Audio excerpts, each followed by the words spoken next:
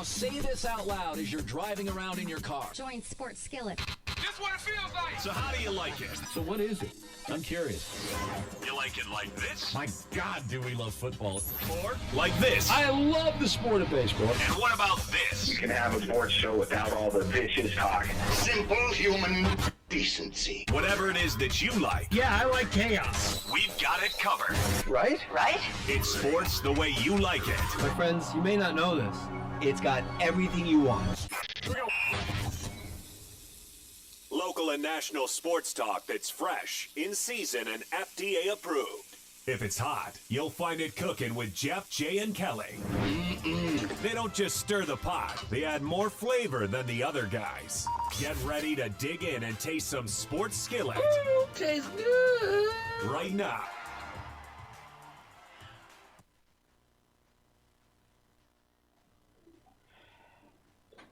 And welcome once again to the Sports Skillet live stream. I am Jay, and I am flying solo today. No Jeff Scott in the studio. He is taking the week off, so it is just me. But we have a jam-packed show tonight.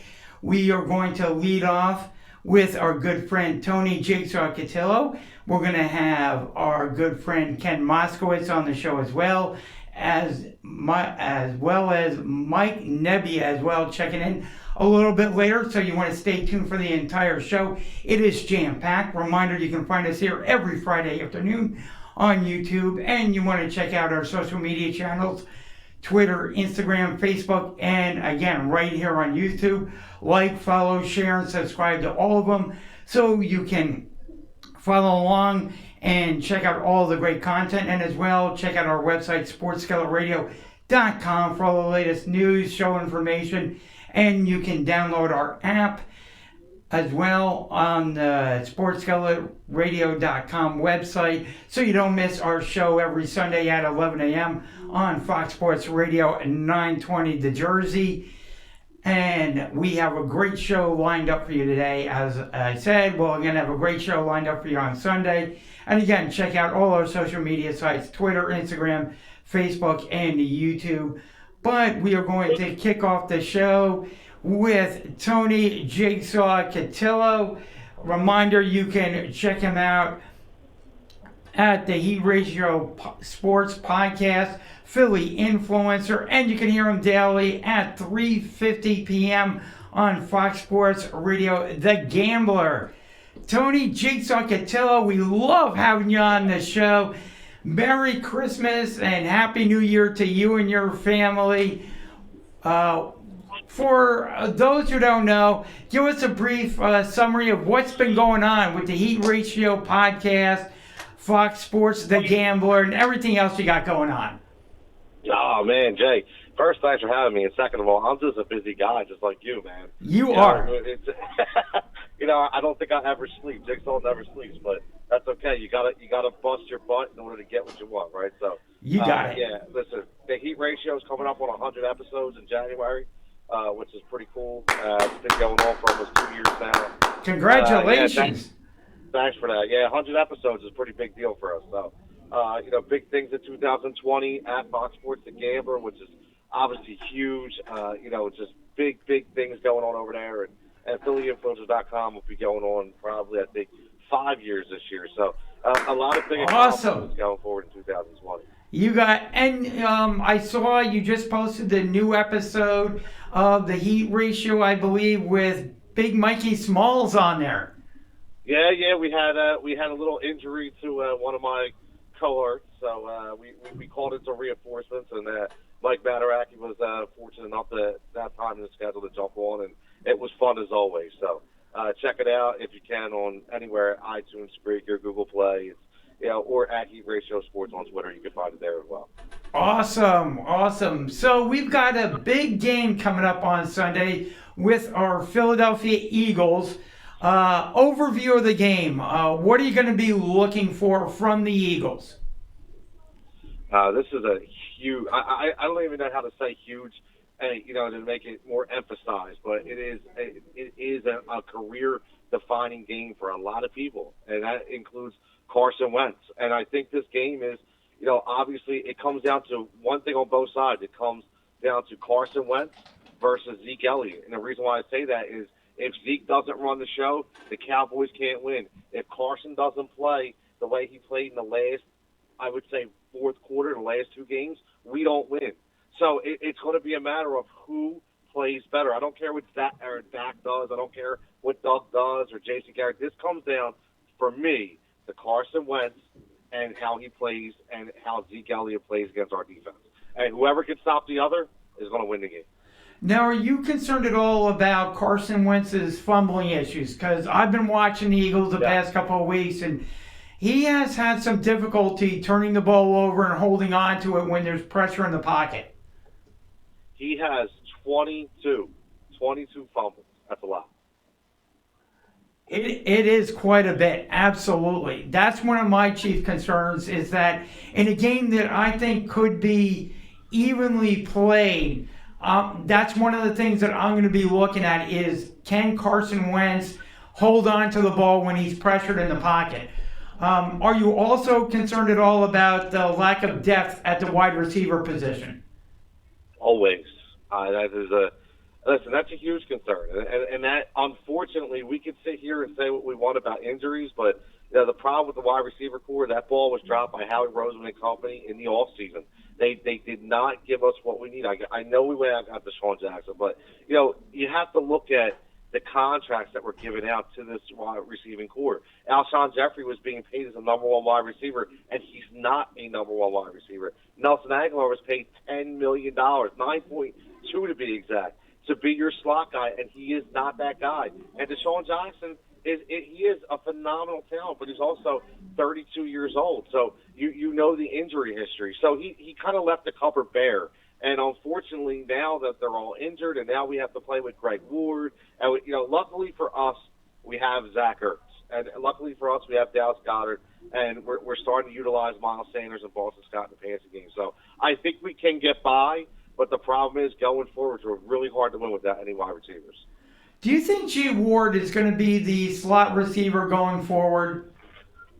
Do you think he's played well enough? Look at the money. Yeah, I mean, when you look at the money aspect of what this team has to do, I think they have no choice but to have G. Ward as a slot guy going forward. He's shown he can play. Obviously, we don't know how he could, factor in for a whole season. But listen, when you have a guy with an Achilles injury, well, I should say a Liz Frank injury with Alshon Jeffrey, you don't know what he's going to be next year. Nelson Aguilar is not coming back. And listen, Arcega-Whiteside, we don't know if he's actually going to be able to play or not. You see all these guys in like DK Metcalf and Terry McLaurin and Darius Slayton. You see these guys producing at high levels, and JJ just can't do it. So we're all about giving guys a chance, but when you see that deficiency going forward, especially with guys that were drafted before and after him playing at that kind of level, it makes you curious to see what he has for the future. Exactly. Looking at Boston Scott, he's kind of come on. Do you think he's earned a role or at least another look for next season? Oh, most definitely. As long as you see what happened to him last week, though, right? The biggest problem with Boston Scott is always going to be he's a smaller stature back who can't get overexposed.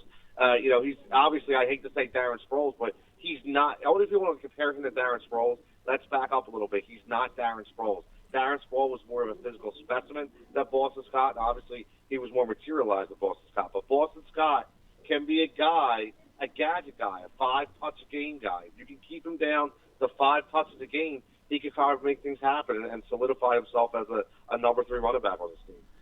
Another player I'd like to bring up, the Eagles brought in a few weeks ago Jay Ajayi. They re-signed him to the team. I haven't seen a whole lot of Jay Ajayi. What do you think his role is going to be with the team for the rest of the season?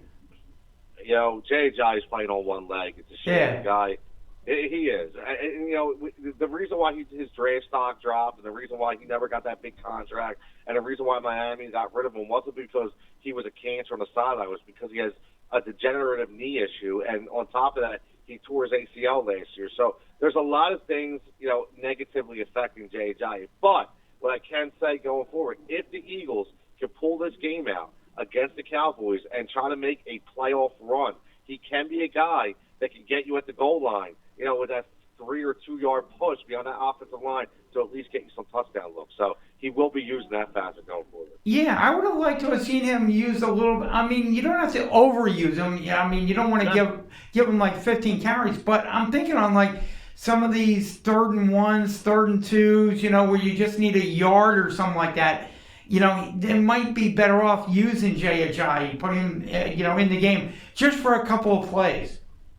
No, I completely agree, and I think if you notice I don't think he really got any touches the last game. But the 2 games prior, he did get a few, and he didn't look terrible. But it was in that same kind of 3 or 4 yard situation. So I think going forward, they will need to lean on him a little bit for those situations. Eagles suffered an injury at the linebacker position. Camus Grugier-Hill went on the injured list. He is done for the season. How big of a loss do you think that's going to be for the Eagles in this game on Sunday, and should they go on into the playoffs? That loss is going to be bigger than people think, and the reason why is he's their best coverage linebacker on a unit that's already weak and decimated. Nigel Bradham has come back from injury, but he's not the same guy. Grugier-Hill was actually, he was able to pick up that running back coming out of the backfield, or pick it up the slot guy in the soft zone, or the tight end, which would be Jason Witten. So, now we're going to have to rely on Malcolm Jenkins coming back down inside that 8 box and be able to take on those receivers coming out in the flat, the running backs coming out in the flat, and Jason Witten all over the field. So I think that's a tremendous injury. I think it's something that's flying under the radar, because now Nathan Gary has to get more looks, who I don't think can play in the NFL, in my opinion. So it's going to be tough, but they're going to have to cover it up somehow, and I think Malcolm Jenkins will have to be that guy once again. And speaking of the defense, they kind of dropped the ball, in my opinion, at least last week. They've been struggling a little bit. Do you think they can rise up against the Dallas Cowboys? I think they can, and I think what we're seeing, this isn't a good defense.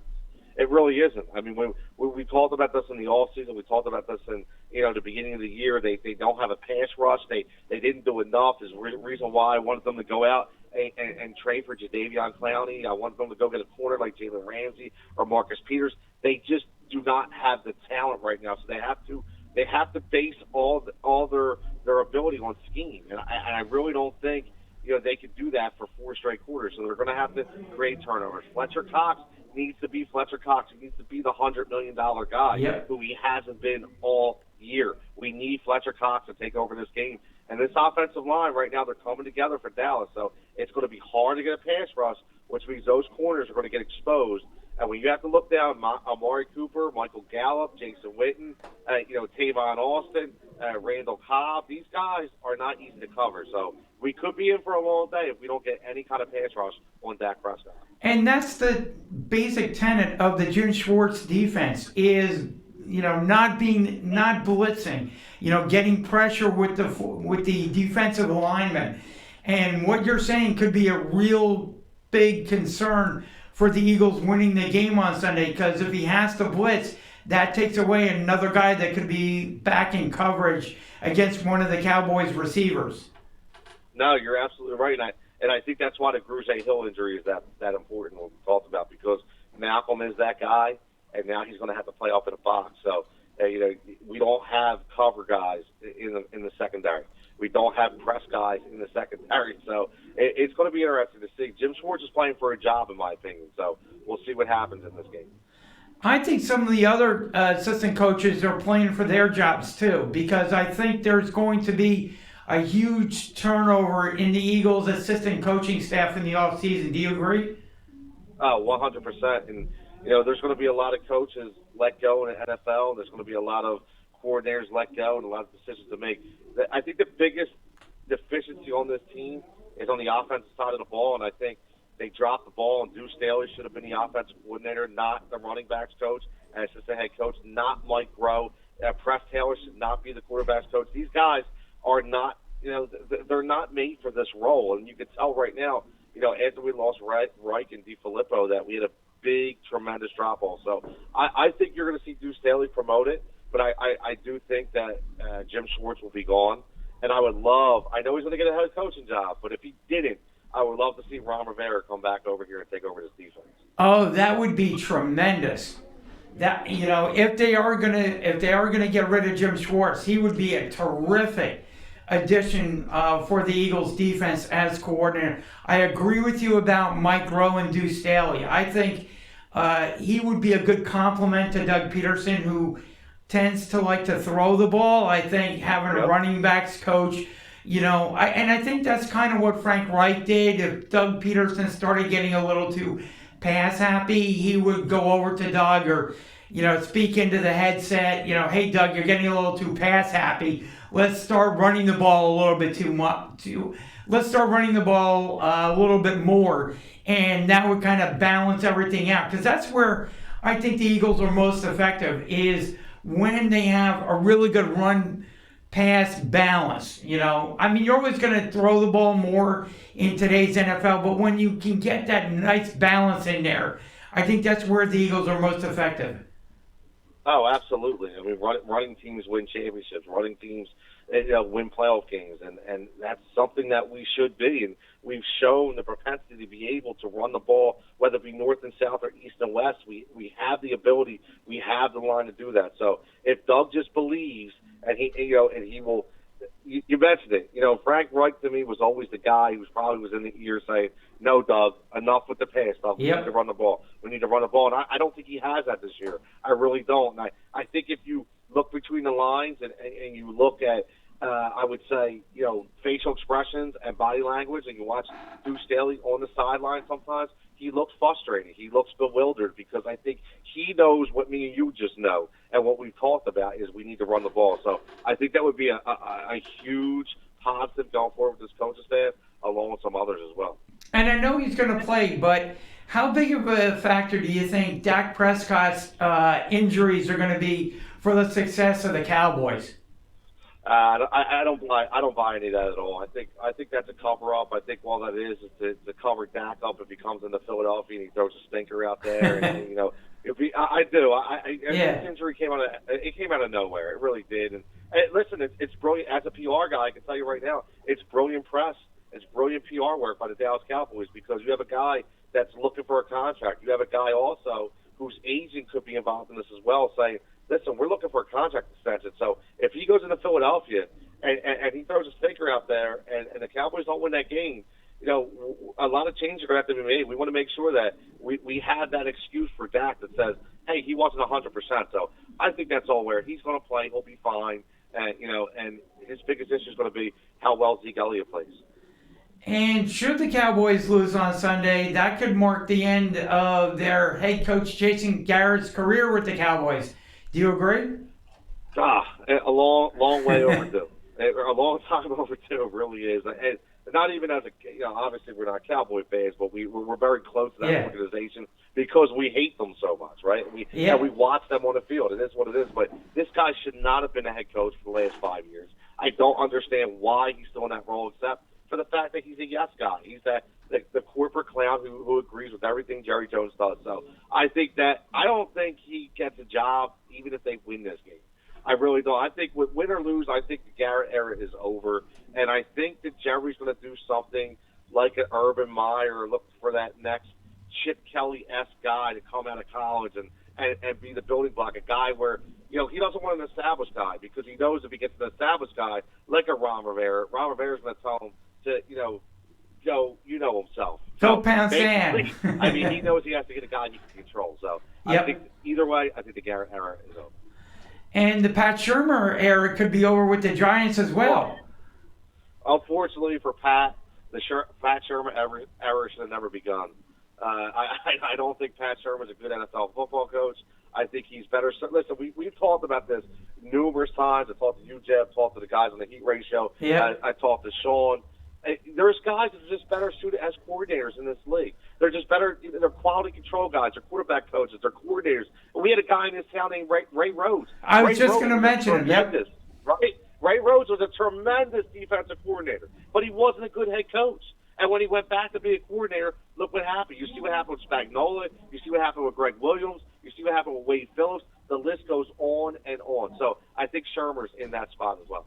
Yep, so there could be a lot of turnover within our division. I think Doug Peterson will be saved, regardless of how the Eagles finish this year. but there could be a lot of turnover within our division.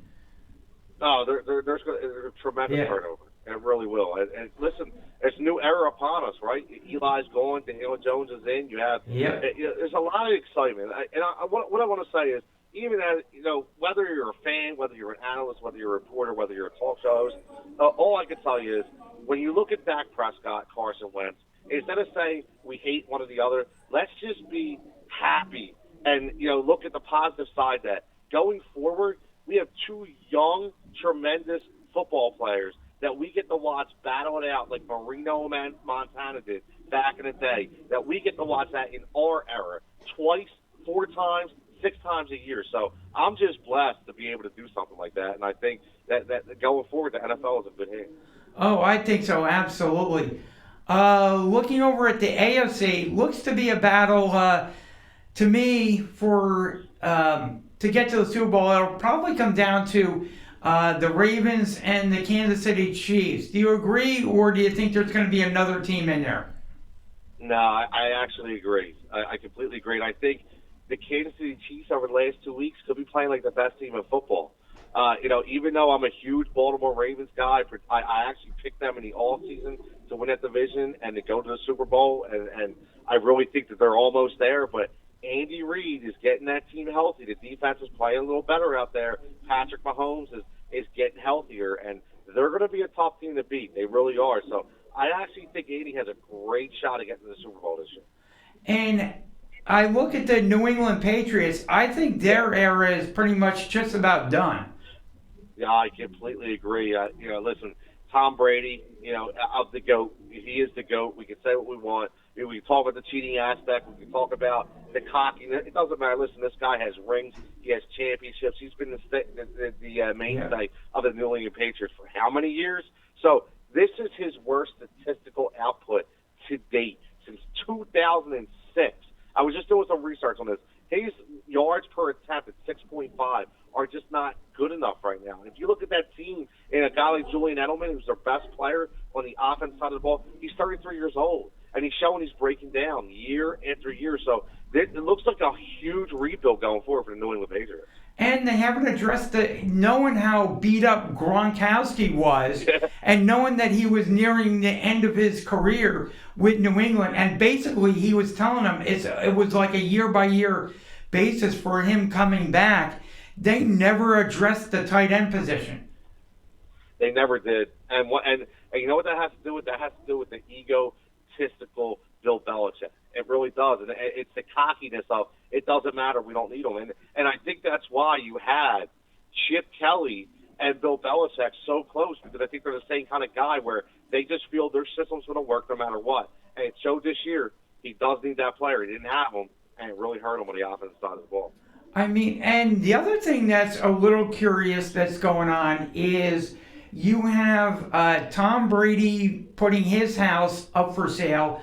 You have his agent or the guy with TB12 that he's partners with putting his house up on the market. And he also bowed out of his charity that he was heavily involved with in New England. All those things and he's going to be a free agent at the conclusion of the NFL season. Do you think he's going to be back with New England, or do you think he's going to put himself up for like the highest bidder? It's a very interesting, proposition you speak of, because is he going to be Joe Montana who goes to another team like the Kansas City Chiefs, like Joe did, or is he just going to say, you know what, I'm 42 years old, I've done what I need to do, and I'm just going to retire with grace and be a New England Patriot forever? I'm not sure. If I had to guess, depending on how the situation goes, if I had to guess, if New England does them wrong and does them dirty a little bit, I think that he'll get the motivation to go to another team and try to show him he can still play. But the fact remains, we don't know what's going on. But if that happens, the only way I see him going to another team. Yeah, I mean, the other thing too that's kind of curious is, he's been taking pay cut after pay cut after pay cut, with New England, so that, hey, you can put some talent around me, put some talent on the team. But now you look at the talent on the New England Patriots, And like we said, the cupboard is basically bare with them. And that may be another factor with Tom Brady is that, hey, I gave you umpteen chances to build the team around me to help me out. And, in my final years with the team, and you just haven't put that talent around me. So I'm not giving you any more discounts. I'm going where the money is. Yeah, you could be right. I'm just not sure where the money's going to be for a guy that's entering, a 43-year-old season. So, listen, there will be teams out there, maybe a team that's on the cusp and just doesn't have that quarterback. Maybe I couldn't even speculate where he could go.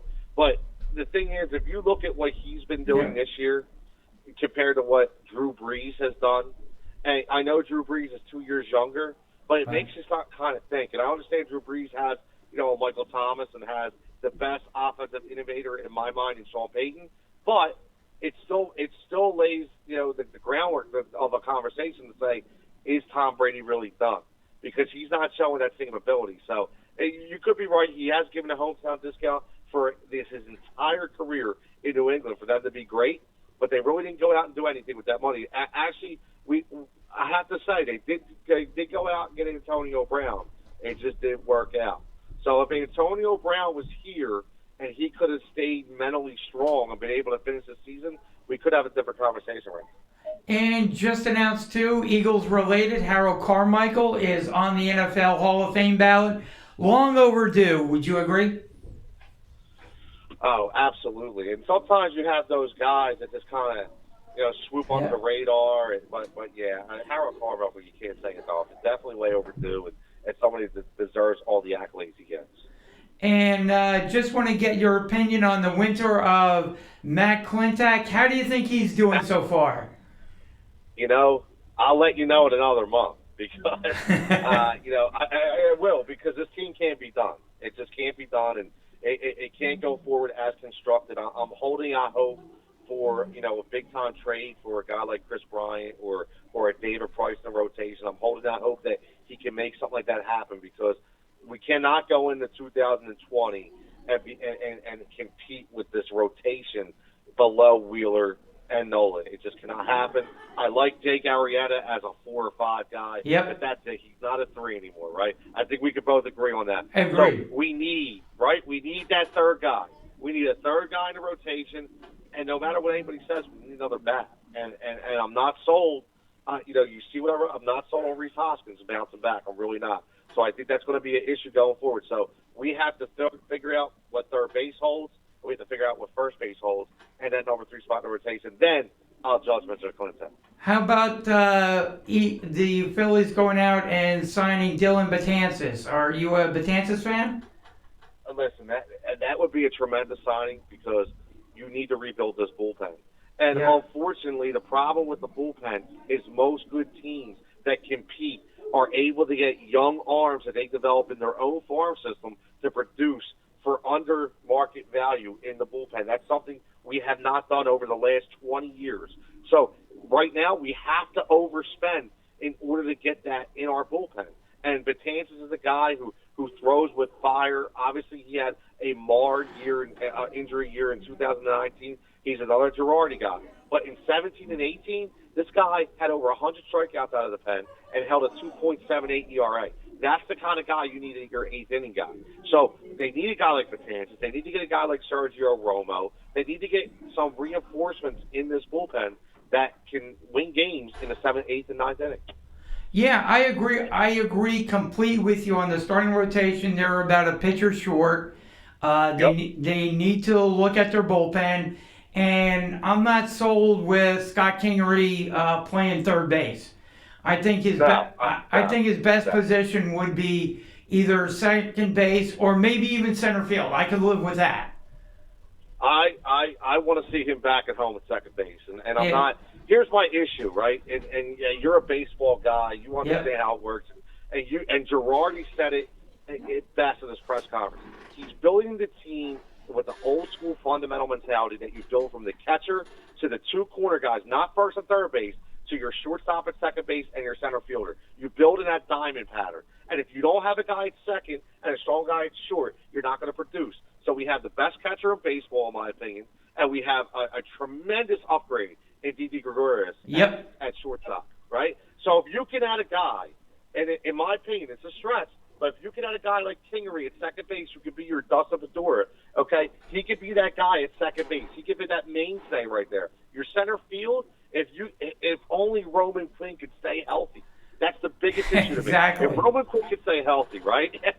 So if you can have a platoon between Quinn, Hazley, and even Kingery at times, because you did sign Josh Harrison, who I think is going to be an ultimate utility guy on the bench who can play second base every now and then. I still think that third base is the issue. That's why we need to get Chris Bryant. We need to get Chris Bryant here somehow, some way, and then we're good. I think our middle infield, our corner infield, and except the rotation in the bullpen, I think we're set. Well, you know that I believe our right fielder is pulling for the Phillies to trade for Bryant. I believe those two are really good friends. Yeah, they are, and you heard the press conference when we signed Bryce Harper, and we read all the press reports, and we heard Bryce Harper speak. Listen, the Phillies owe it to him, and they guaranteed him that they were going to go out and get another superstar. That's what they said. In their mind, the Mike Trout, in my mind, was a pipe dream. In their mind, it was an opportunity. It never happened. Yeah. So Chris Bryant is that guy, and you need to do it. We weren't going to get Rendon because it was going to cost too much money. There's a Nolan Arenado rumor out there. I like Nolan. I really like Nolan, but I just think he costs too much. I think Bryant is the guy that you need to get, and I think it would be great. Him and Bryce back together. If you had Bryce at 3, and you have Nolan, Chris Bryant at 4, and then you have Real Muto at 5, I'll tell you what, that's a great lineup. It is, and look at who'd be hitting before him. You'd have Didi Gregorius hitting maybe, Kingery in there as well, somewhere maybe near the top of the lineup. McCutcheon near. McCutcheon. No, that's a lineup that can compete, right? Exactly, absolutely. It could definitely put some pressure. You mentioned McCutcheon. You're right. Coming back from injury is another guy who can produce, and now you drop him down a little bit, maybe in a 6 or 7 hole, to take the pressure off of him. I'll tell you what, man, we can compete with that lineup. Oh yeah, I definitely think so. Absolutely. So I know you're busy running around, Tony. We've been talking with Jigsaw Tony Cotillo. Again, can you let everybody know how they can find you on social media? Yeah, you can find me at TCotillo23. That's my personal account. You can also get the Heat Ratio Sports at Heat Ratio Sports on Twitter, at Fox Sports The Gambler, and at PhillyInfluencer.com. All 4 sites. I'm highly active on social media. If you comment on the Facebook pages of Philly Influencer or Fox Sports The Gambler, you're talking to me. I try to kind of sign my name to it sometimes, but I try to forget. So if you want to have a conversation, I'm always open to her opinions. That is awesome. Just want to get your opinion real quick on a couple of NFL games. Buffalo at New England. Who are you guys picking in that one?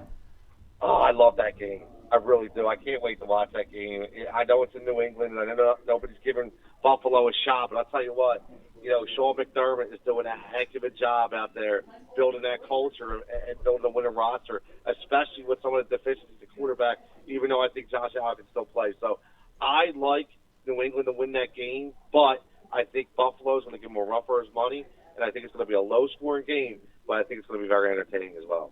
And how about Green Bay at Minnesota? Oof. You know what? It's really hard to bet against Aaron Rodgers in December. As much as I like Minnesota, Dalvin Cook's not playing in that game. It's going to be a huge drop-off at the running back position. Kirk Cousins, as much as he plays well, I think he's more of a fantasy quarterback than an NFL quarterback. So I'm going to go all over Aaron Rodgers and the Packers in that game. Gotcha. And one more I'd like to get your opinion on. The New Orleans Saints going to Tennessee to face the Titans. Yeah, I'll tell you what. Mike Vrabel has that Tennessee team balling right now. And he does. Ryan Tannehill, right? I mean, Ryan Tannehill, comeback player of the year. There's so many things going on in that team. If you look at another guy with A.J. Brown, another receiver that we could have had who's playing tremendous. Derrick Henry playing like one of the best running backs in NFL. A defense who's leading the AFC in takeaways. I mean, this is a team with the entire concept built around that culture. So I'm looking for an upset. As much as I like New Orleans, if that they're going to go into Tennessee, they're going to play a hard-nosed game. I'm going to take Tennessee in that game as an upset. Nice. All right, Tone, we will let you go. I want to wish you and your family a very Merry Christmas and a very Happy New Year. And hopefully we can have you on again maybe next week or maybe within the next couple of weeks and talk some playoffs with you. Sounds great, Jay. I appreciate it. And, hope all is well and prayers to you and the family, and have a very Merry Christmas and a Happy New Year if we don't talk before then. Okay, you got it, Tone. Thanks so much. Thank you again. Okay, and of course that was Jigsaw, Tony Cotillo. We always love having him on the show. Right now we are going to take a brief time out, and when we come back we will have, as always on the show, our good buddy, our good friend, Ken Moskowitz. You're listening to the Sports Skillet Radio Show, cooking up all the hot takes. Jump in and join us at 609-919-9200. Download our app at sportsskilletradio.com. Find us on Twitter, Instagram, Facebook, and YouTube by searching for Sports Skillet. And remember to show us some love. Like, follow, and share. Have you ever fantasized about playing against a football great? Do you think you have the skills to beat a Hall of Fame quarterback? Well, Sports Skillet is offering a unique opportunity for you. Go up against the legendary Joe Montana. Enter by joining our Pick'em League. Follow us on the Sports Skillet Twitter, Facebook, YouTube, Instagram, and we will send you the link to battle the former 49ers quarterback and receive $2,000 if you come out on top. Remember to tune into the Sports Skillet live stream every Friday afternoon and every Sunday on Fox Sports Radio 920 The Jersey. And check us out on sportsskilletradio.com. Download our app and take us on the go.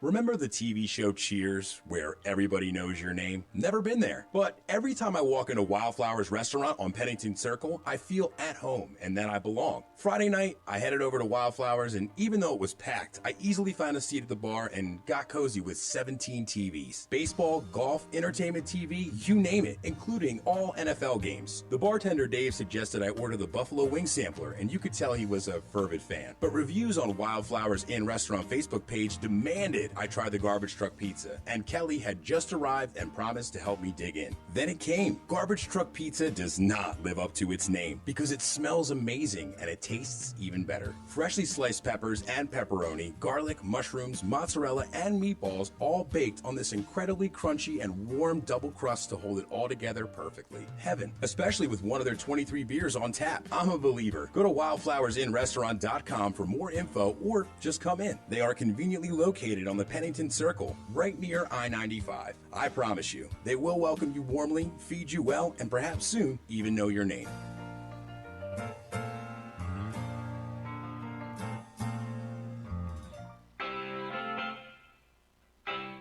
You're listening to the Sports Skillet Radio Show, cooking up all the hot takes. Jump in and join us at 609-919-9200.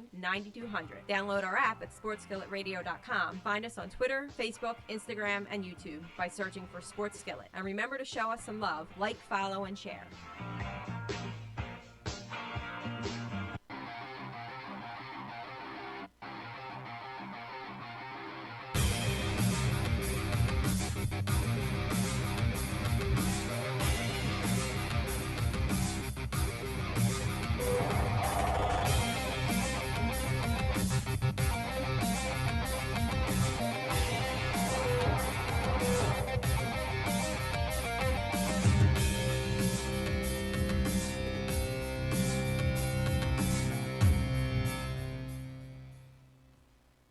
And we are back here on the Sports Skillet Radio Show. Reminder to always check us out on Fox Sports Radio 920 The Jersey on Sunday mornings at 11 a.m. If you can't get 920 The Jersey, Fox Sports Radio 920 The Jersey, feel free to go to our website, sportsskilletradio.com, download the app that we have up there, or click on Listen Live, and that way you can get all the great shows that we have on Fox Sports Radio 920 The Jersey. You don't miss out on our show every Sunday morning at 11 a.m.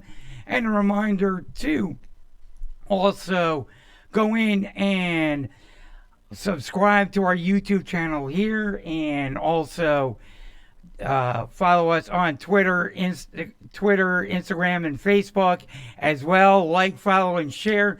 Get all our good content out there because we have great guests on the show here as well as on our show Sunday mornings at 11 a.m. And as we do every Friday afternoon, we bring in our good friend, our contributor, Skywarn Spotter Ken Crossingard. Ken Moskowitz. Ken, how are you doing this Friday afternoon? How we doing? I'm getting much better. I'm just in the midst of getting over yet another sinus congestion, and I was at the doctor yesterday morning, and I'm on the strongest of antibiotics, methicide or something. I don't know, but it's hey, it's doing the trick. So hey, that's good. And if it makes you know? if it makes you a little loopy, that makes the show even that much better. Well, not quite. Well, I mean, I don't know about loopy, but no, we're doing much better now. But otherwise, I'll tell you, I can't believe it's mere days before Christmas. I like, how hard is that to comprehend? Unbelievable. It came quick. Quick. And then a week later, it'll be 2020. It's amazing. It's amazing. Amazing. It really is. Ken, if anybody's looking for you, how can they find you on social media? Sure thing. On Facebook, Ken Moskowitz in parenthesis Crossingard Ken, and on Twitter and Instagram, Skywarn Spotter Ken. Gotcha. Well, we said we were going to talk about the Eagles, and we're going to continue that discussion with you. Ken, what do you think are the key things that the Eagles have to do in order to beat the Dallas Cowboys on Sunday? Well, here's the thing. I'll tell you one big key factor. They had both sides of the ball. They have to play on all cylinders, no matter who you have, or in this case, no matter who Doug has on the field. Okay, they have to play on all cylinders. That's a big key right there. Number one. Number two, depending upon whenever you get the ball, okay, no matter if they get the ball or not, here's the one other big key. You have to go up, and now and this is the big game of the year, okay? And I know all the analysts and spectators, they all mentioned it, and guess what? It's come down to it. You cannot fall behind 14-0, 17-0, and I've said this all week long. Because I'll tell you right now, they do that. Unlike the other games. Now, last week, and I'll get to that in a moment, but otherwise, they fall behind. I'm going to tell you right now. I think, in my opinion, they fall behind 14 or 17-0. The game in New York next week, I'll tell you right now, will be irrelevant. It'll be totally irrelevant, no matter really what happens. But it'll really be irrelevant though if the Birds fall behind 14 or 17-0 at the start, and basically in a nutshell, there won't be any looking back, because it'll be, in my opinion, the Cowboys will eat up alive if that does happen. But otherwise, they have to really start from start to finish, Jay, run on all cylinders. I mean, and especially the defense. I mean, how many more comebacks can we see? And look, I'm all for, I'm an excitable guy at times. I love a good comeback or two, but to have a major, a rather, inexcusable is the word. The most inexcusable loss against Miami, and then to have two comebacks in a row, basically in a nutshell, both against the Giants and against the Redskins down in D.C. How many more comebacks can they pull out of the pocket? In my opinion, you can't afford to have that happen against the Dallas Cowboys. From start to finish, you got to tear them. You got to start tearing them up from ear to ear at the start. You have to. I completely agree. And, we were saying, I just had Tony Jigsaw Cotillo on the show. We were talking with him, and, you mentioned the defense in your analysis of the game. This is going to be, I think, a big game because the Eagle defense really was not good at all last week against a team like the Washington Redskins that they should have rolled, especially with a rookie quarterback in Dwayne Haskins. I mean, that should have been a game where the defensive line showed up, showed out, and the Eagles secondary got a couple of picks or two and really set the tone for the game heading into the Dallas Cowboys. Now, you look at this Jim Schwartz defense, and there's a lot of questions about whether or not they can get pressure on Dak Prescott in the pocket or running out of the pocket and create a couple of turnovers. Yeah, exactly. I mean, that defense, look, Dwayne Haskins going into that game last week, he averaged, if my numbers serve me correctly, on an estimate, about 161 yards thrown per game thrown. Yep. You had him throw, I think it was at least 180 last week. That defense overall made him look like a Pro Bowl quarterback. Yeah. I mean, and there's no excuse that, and that's the other thing too. And as far as I'm concerned too, all right, with that game last week. Now, granted, fourth quarter, I guess whether it was 14, whether Carson went, look, it was great that he went either 14 for 14 or 17 for 17 in that whole fourth quarter and had a rating of over 140 or whatever it was. Wonderful. But you're not going to expect that every time. You got to expect that you need to have a quarterback. If he's going to be throwing, you need to have him throw, look, when times mean something. Yes, that obviously meant something, but that game last week, and I had said this too, and I know Barrett Brooks said this too on the post game last week. All right, and I agree with them, and because sometimes I'm this way too. That when it comes to football, especially with the glass being half full kind of guy. That's the thing. You were playing a whatever it was they were going in 2-10 or 3-10 Washington Redskin team.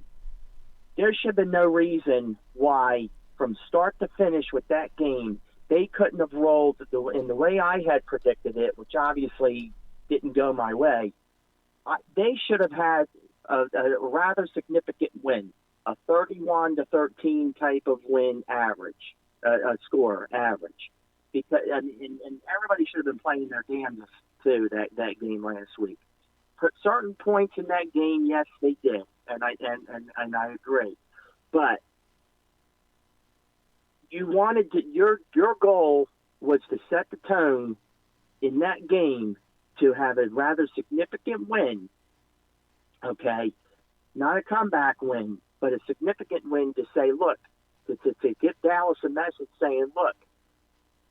This is what happened. Look at the tapes now, because guess what? We're now after you. Not with what they did last week. I mean, and I get it. A win is a win is a win. That that's the old adage in the when it comes to the NFL, especially with fans tooting that horn, and I get that. But you're talking about going from playing a rather abysmal team in the division to a team which, yes, previous to their game last week, they were quite abysmal themselves in 3 in a row, and nowhere to be found, mind you. But but then again, you don't know what you're going to expect from Dallas as well. And furthermore, and I know I've been reading a lot about Dak Prescott and the shoulder situation. Yes, I think right now, I don't take really that for granted. I don't take that too lightly, because that could be maybe a smoking gun, perhaps. Now, mind you, I'm sure some of the players, especially on the defensive side for the Eagles, have read what the situation is, and what and of course where they said about Dak being limited or whatever. So I'm sure they've taken that into consideration a little bit too. So so whoever our linebackers are that are going to be out there, being on the field this Sunday afternoon, okay, I know where they're going to most likely be trying to take advantage of and how to get a hold of Dak big time. So, but until then, I don't take, I just don't, it's just me, maybe it's just me, but I just don't take that for granted, you know what I'm saying? Yeah, a lot of people are saying that this could be kind of like a smoke screen with the Dallas Cowboys to just put something out in the media to kind of, maybe, cause the Eagles, well, maybe Dak isn't going to be in the game. So maybe we have to prepare for their backup quarterback. I think Dak is definitely going to play. I think he could be legitimately injured, but I definitely think Dak is going to be starting the game and playing on Sunday. Absolutely. No, I agree with that. No, I agree with all of what you said right there, because, I mean, look, again, and also, too, if I'm not mistaken, I think he also had a broken finger on that same arm, throwing, yep, and a wrist injury as well. So, yeah, I mean, is he 100% healthy? Probably not, from the way the storylines have gone. Yep. From that direction. But I mean, will he be playing? Oh, I'm most positive that he will. I'd be shocked that I'd be sort of, in a way, I'd be surprised, but yet not totally if, come game time Sunday, if it's a game time decision, which the chances of Garrett pulling back, I think are nil. Slim to none. Nil. Especially when I think Garrett is now coaching for his job. Like the next game Garrett lose. I mean, I think Garrett is like 95% out the door, but there's that 5% chance that if Garrett can get the Cowboys to like the NFC Championship game or the Super Bowl, that he'd save his job, which I don't think he's going to be able to do, but there's still that 5% chance maybe that he can do that. Right. But I think that if Dallas loses this game Sunday in Philadelphia, and now Philadelphia has the division in their hands going into next week, I think Garrett is pretty much done as head coach of the Cowboys. I think that'll be the final straw for Garrett. Oh, I agree. I definitely agree with that. So I definitely think that in a game where the head coach is not only coaching for his job, but the staff behind him as well, even though Jerry Jones has a huge say in that staff, I think, he's definitely going to want to go down with Dak Prescott and, want him out there on the field. I definitely think that. I also think that talent-wise, if you look at the talent, I think Dallas probably heading into this game, going on to the field, or at least on paper, has a little bit more talent than the Eagles, especially at the wide receiver position. Absolutely. And from what I've also been reading a lot, quite a bit, that I know it's most likely that Doug is shutting down Aguilar as well. Because from what I've been reading about, whatever knee it is, I don't remember offhand now, because this cold or this congestion sort of getting to me. But I know his knee, from what they were saying, had been twice swollen the size or whatever. So I mean, and needless to say, where overall, where has Aguilar been in crucial situations, all year? So, exactly. I mean, but that's to say the least. But otherwise, I'm not doubting for a split second that Doug will shut him down for the rest of, in this case, it's most likely will be the rest of his career as a Philadelphia Eagle, too. So, I mean, because I can't see the Eagle with the way Greg Ward is playing for the rest of this year. I mean, you're not going to miss anything there. I think Greg Ward, in his short time, has outplayed Aguilar, at least for this year.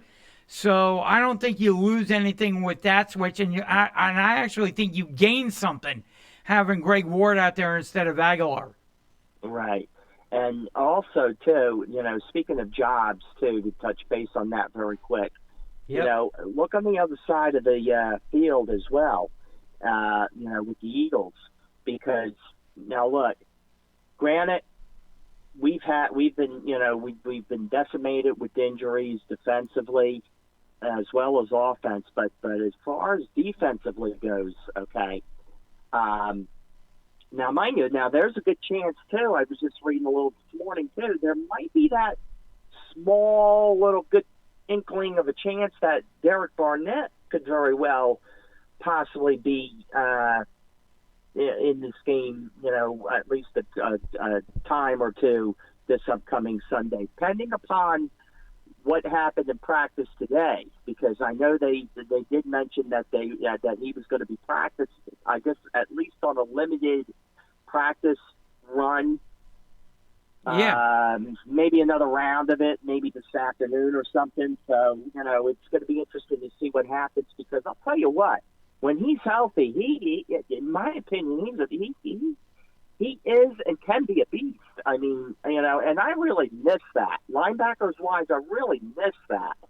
So, I'm hoping and praying that Barnett will be a real good, healthy, going into, Sunday and hoping for the best as far as, possibly able to, either start, and if not start, at least come into, for a play or so. Hey, they need all hands on deck this weekend, especially along the defensive line with Barnett and some of the other guys. I mean, to getting back to the situation as far as jobs go, I'll tell you, mind you, not with the exception of Doug Peterson. Okay, not everybody's job is.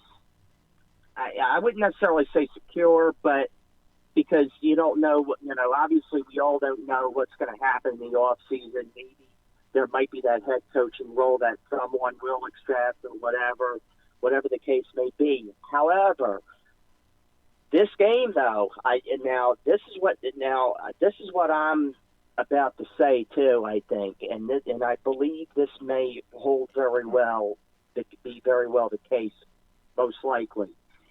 With this game, all right, now I believe it was Marcus Hayes from the Philadelphia Inquirer who put out an article the other day. I have yet to read it, but just from the gauge that I got with the title itself, this game, I believe, in my opinion, will mean quite a bit to Jim Short and Corey Unwin. Very well could. Because Jim Schwartz, okay, mind you, the last couple of weeks, it's been a bit of, I think it's been a little bit of a sleep at the wheel type of thing, and you feel the car veering off and maybe hitting a couple piles of leaves, and all of a sudden he wakes up and like, oh, let me get back on course, and then he does. You cannot have that happen against this game, against the Dallas Cowboys in this game this Sunday. You have to pitch, and I know I've said this all along about Schwartz.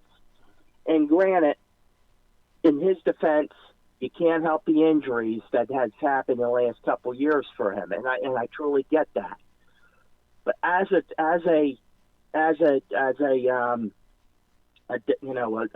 defensive coordinator, a name that everybody knows very well from the Miracle of Memphis or whatever they kind of call that.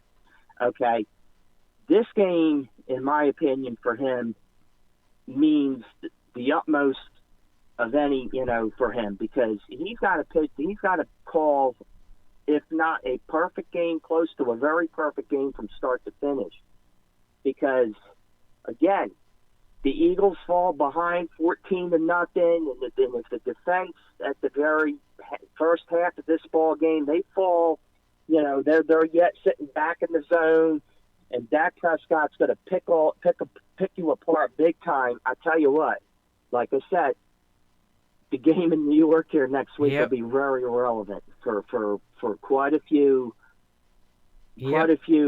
members of the Philadelphia Eagles. Unfortunately, I'd hate to say that, but unfortunately, that may very well be the case.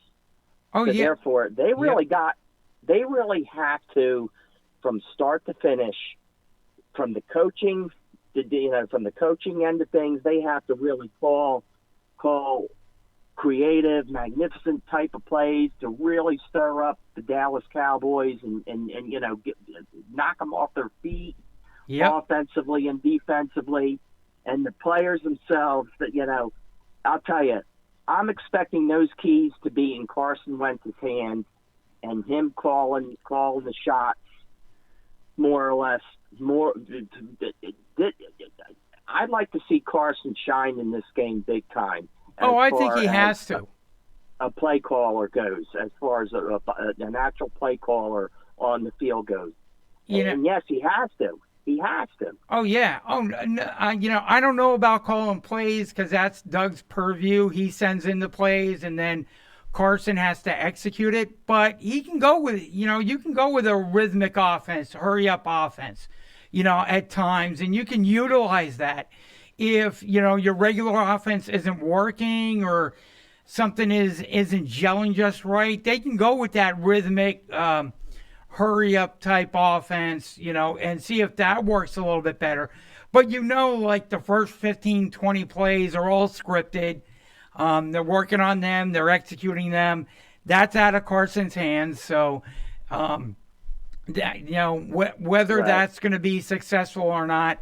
But again, Doug Peterson as a play caller has to keep the offense in rhythm. Yeah, like you said, you want to take Dallas out of it because I think if Dallas falls behind and you can get out to a 14 or 17 point lead on the Dallas Cowboys, then the Cowboys might fold. Similar to what the Rams did last week against the Cowboys.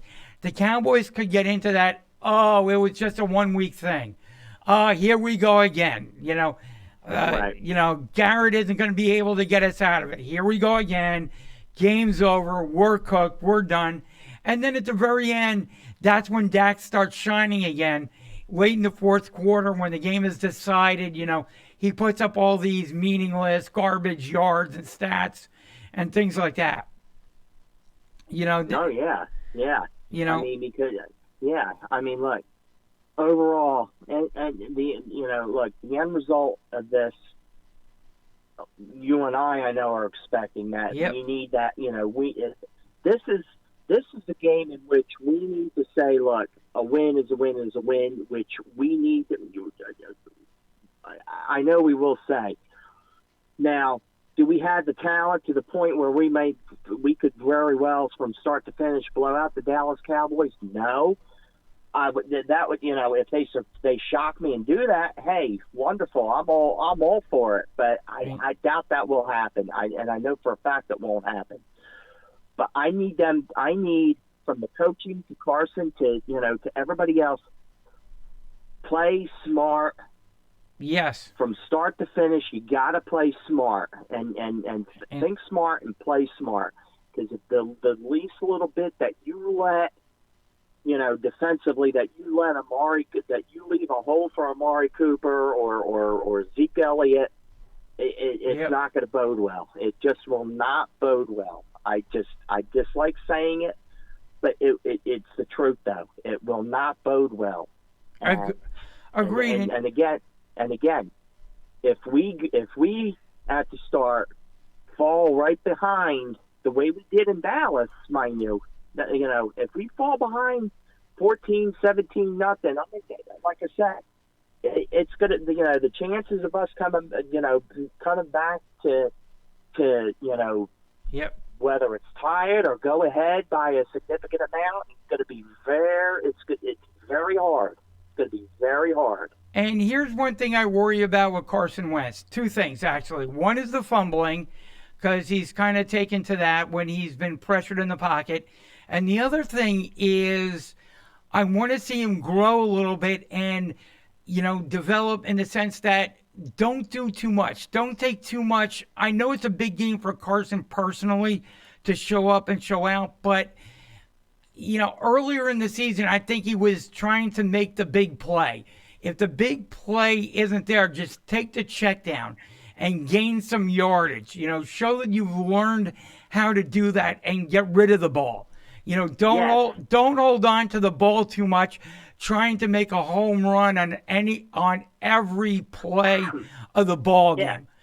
Just take the check down, move the chains, and let's keep the offense on time.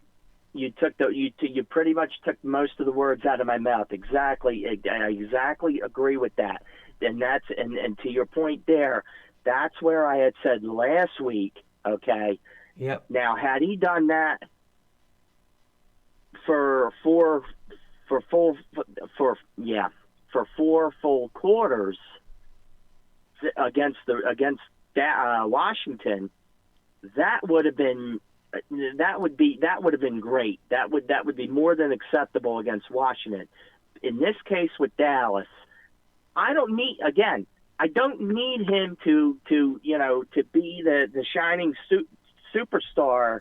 To knock up 400 yards and 4 or 5 touchdowns. To be that rah. I don't need. Again, think smart, play smart.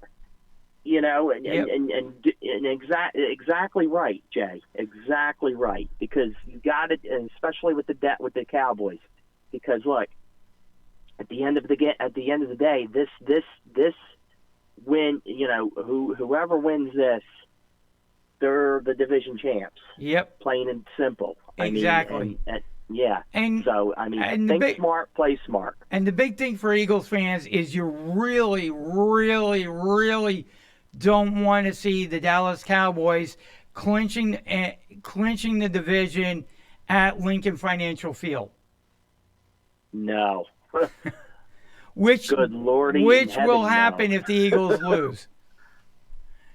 So that's the one thing you really don't want to see is, on the billboard at Lincoln Financial Field, NFC Eastern Division champion Dallas Cowboys, and the Cowboys cheering and celebrating on the sidelines. That's what you really don't want to see. No, not for one split moment. You don't want to see that at all, because the tone from the fans to the players going into training camp next year are going to be at a real all-time high rate imaginable. You cannot let that happen. That's where the think smart, play smart has got to come into effect big time.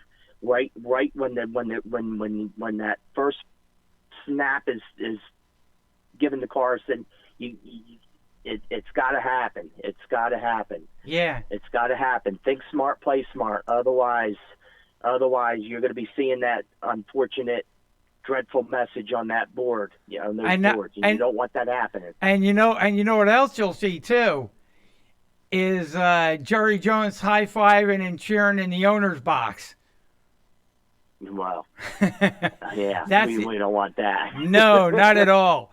That if you ask me, is another whole discussion for a whole other show. That would be next week. Okay, Ken, I know you have to run in a little bit, so can I get your prediction on a couple of games? Absolutely. All right, let's start with the Eagles and the Cowboys. Who do you got winning this one? Well, and look, with what we touched upon, okay, throughout most of this show here, most of the interview here, that look, I'm expecting the Eagles to win, and of course, end result with think smart, play smart, that they have to really, go by, in my opinion, from start to finish. And look, if they surprise me, with a nice, unbelievable blowout, all the better. But, again, I don't think that's happening.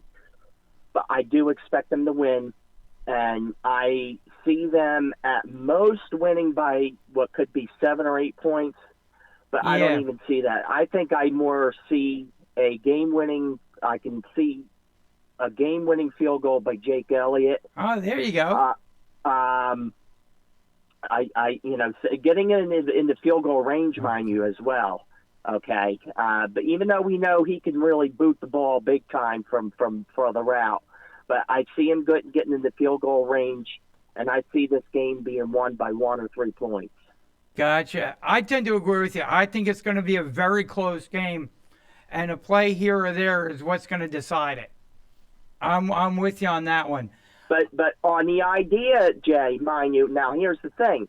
On the idea that by the time halftime rolls around, look, I love a defensive game, don't get me wrong, but I think, though, you don't want that halftime score to be 0-0 because you know for a fact there's that possible chance, too, that our defense, forget about the Dallas' defense, I could care less, but our defensive line, you don't want them getting tired out, too. That's going to be the big factor. Again, that's going to be the biggest factor. Yeah, Carson's going to be a big factor in this game, no doubt. And in the terms of the thing smart, play smart. But also, the defensive line, though, you got to really watch because, again, if this halftime score is 0-0 or 7-0, just say, or 3-0, depending upon who's in the lead, it's a defensive game, but you don't want that's going to be the thing. The scariest part is that defensive line of ours getting tired out, if that does hold true, which I'm hoping that's not the case. I'm hoping and praying that at least by the time halftime rolls around that we are up at least, just say, a 21-7 or, something to that effect. But otherwise, I do see a game-winning field goal and we winning by 1 or 3 points. I agree with you, and I think a key to the game, too, is the Cowboys are really banged up, especially at the linebacker position. The Eagles are banged up just about everywhere. But the Cowboys are banged up, especially at linebacker. I mean, they signed Malcolm Smith to come back in off the couch. He hasn't been, who knows what he's been doing, since the summer and fall and what he's been doing recently. They got him off the couch to come back and play linebacker for him. He may be getting some snaps this coming Sunday, and that could be a key, too, with Goddard and Zach Ertz trying to match them up against the Cowboys linebackers. That could be a real key to the game, because if the Cowboys linebackers can't, or maybe a running back, get a running back, one of our running backs lined up going out for a short pass against one of their linebackers, that could be a mismatch right there that the Eagles could take advantage of. Absolutely. So the other games I wanted to get your opinion on. New Orleans, who is 11-3, going to Tennessee to face the Titans, who are 8-6, but are playing better than their record may indicate. Yeah, I believe I have the Saints in this one. I do have the Saints in this one. Gotcha. We also have, give me one more second, the Green Bay Packers going into Minnesota to face the Vikings. Green Bay is 11-3, and the Vikings are 10-4. Yeah, that should be an interesting matchup. I think so too. I believe I have Green Bay in this one now. I think I do have Green Bay. I don't have my picks in front of me right now, but I do. Yeah. I believe I have Green Bay winning, and I could see it being a close game. I could see it too. Tampa Bay who is 7-7, hosting the Houston Texans, who are 9-5.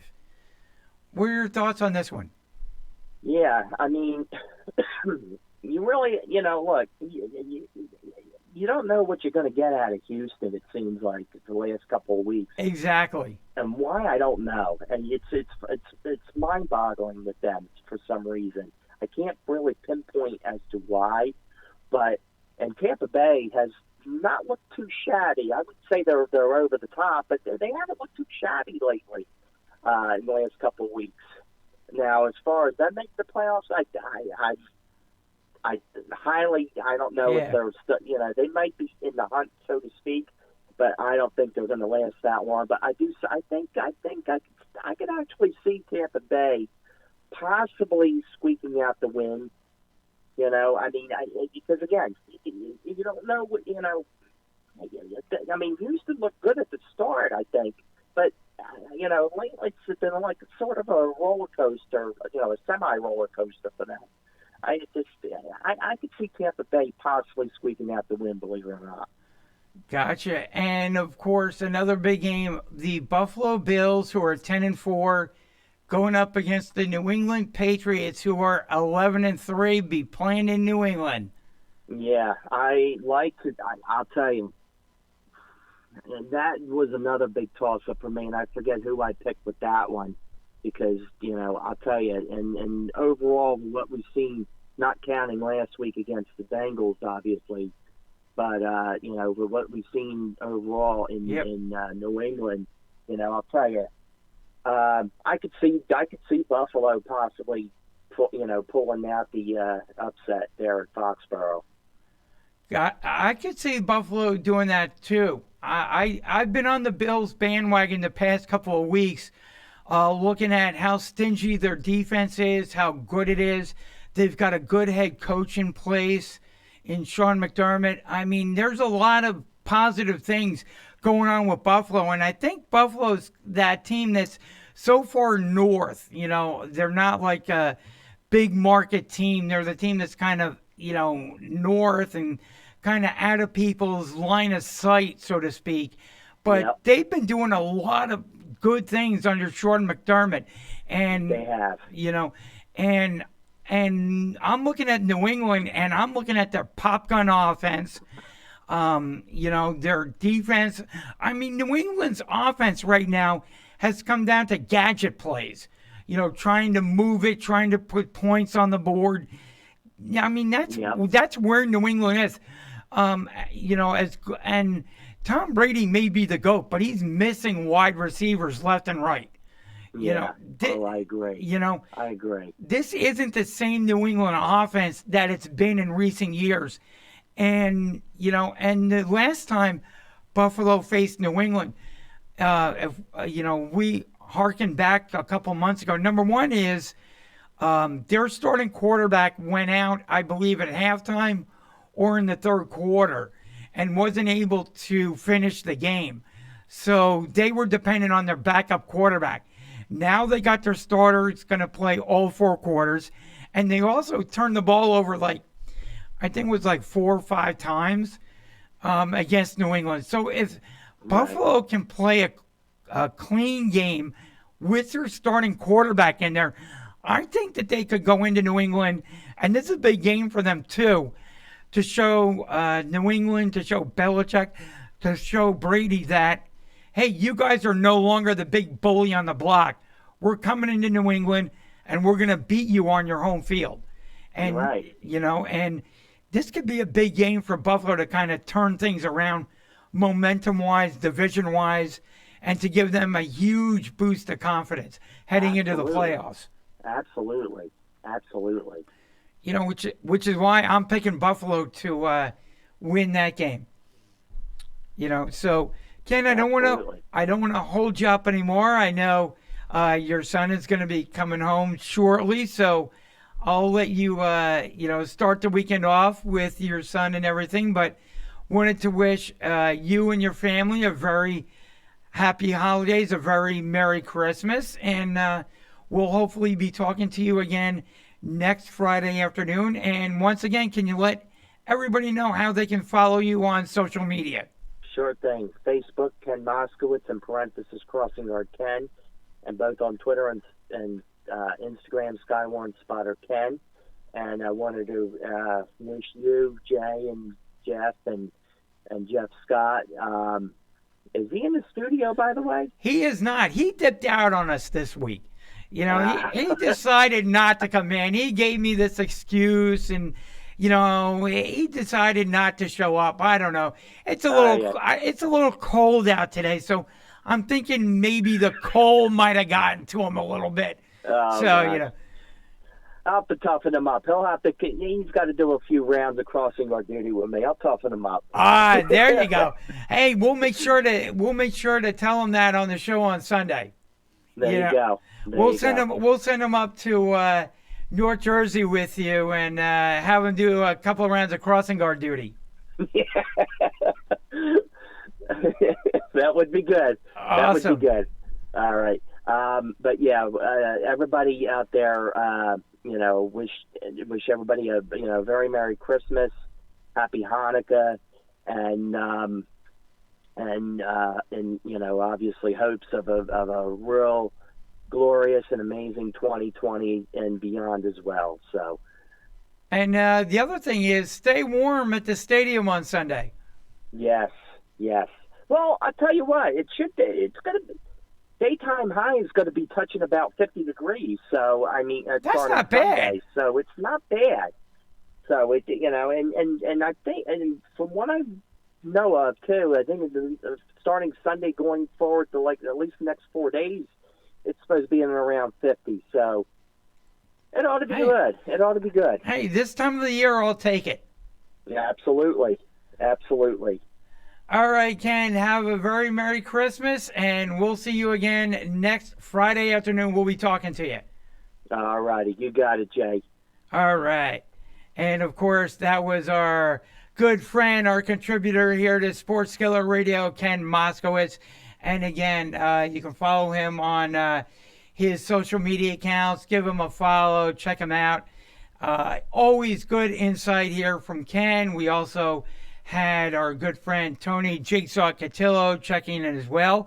And coming up next will be another contributor here to the Sports Skillet Radio Show. It will be our good friend Mike Nebbia. He's going to give us the New York side of things. We have the Jets having a home football game. We have, of course, the Giants maybe going for a draft pick. I want to get his temperature on that. Should the Giants lose on Sunday? You don't want to say a team should set out to lose a game, but would you be disappointed if you're a Giants fan and they lost to the Washington Redskins on Sunday afternoon? Yes, it's a division rival. Yes, you want to always go out and win the game. Yes, Daniel Jones will be returning from injury, but, would it be entirely a bad thing? Would you be really depressed if the Giants were to lose to Washington? They go in with identical 3-11 records. If the Giants win, it enhances their draft stock, maybe could move them up position or two within the draft, get them a better draft choice. If they beat the Redskins, now all of a sudden they drop in the draft. Their draft position gets worse. Maybe they lose out on a very good edge rusher that people are looking at right now. Could be, that edge rusher could be a once in a decade or whatever edge rusher that the Giants could look to go out and grab and bolster their defense. Again, you look at this game and, would you be disappointed if the Giants lost to the Redskins? Because we know the Giants are not even sniffing the playoffs. They're not even getting anywhere in the zip code or in the state or, in the county or whatever you want to say within the playoffs this year. So would it be a bad thing? Would you be disappointed if the Giants were to go out and lose to the Washington Redskins? And will you be even paying attention to the game at 1 o'clock Sunday afternoon? Those are things we're going to get into with Mike coming up. And until that time, we're going to take another brief time out, and we'll come back with Mike Nebbia. You're listening to the Sports Skillet Radio Show, cooking up all the hot takes. Jump in and join us at 609-919-9200. Download our app at sportsskilletradio.com. Find us on Twitter, Instagram, Facebook, and YouTube by searching for Sports Skillet. And remember to show us some love. Like, follow, and share. Have you ever fantasized about playing against a football great? Do you think you have the skills to beat a Hall of Fame quarterback? Well, Sports Skillet is offering a unique opportunity for you. Go up against the legendary Joe Montana. Enter by joining our Pick'em League. Follow us on the Sports Skillet Twitter, Facebook, YouTube, Instagram, and we will send you the link to battle the former 49ers quarterback and receive $2,000 if you come out on top. Remember to tune into the Sports Skillet live stream every Friday afternoon and every Sunday on Fox Sports Radio 920 The Jersey. And check us out on sportsskilletradio.com. Download our app and take us on the go.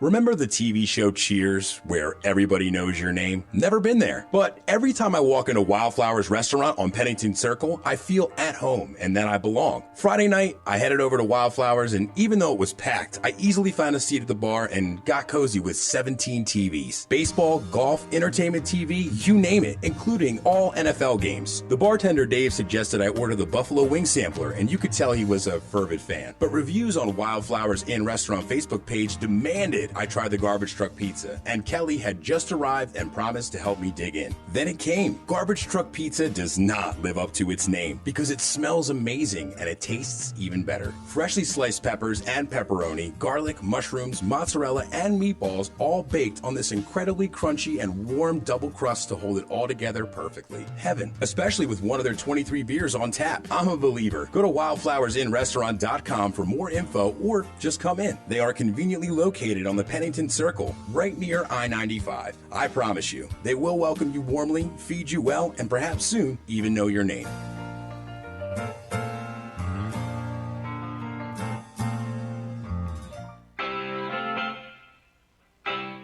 You're listening to the Sports Skillet Radio Show, cooking up all the hot takes. Jump in and join us at 609-919-9200. Download our app at sportsskilletradio.com. Find us on Twitter, Facebook, Instagram, and YouTube by searching for Sports Skillet. And remember to show us some love. Like, follow, and share.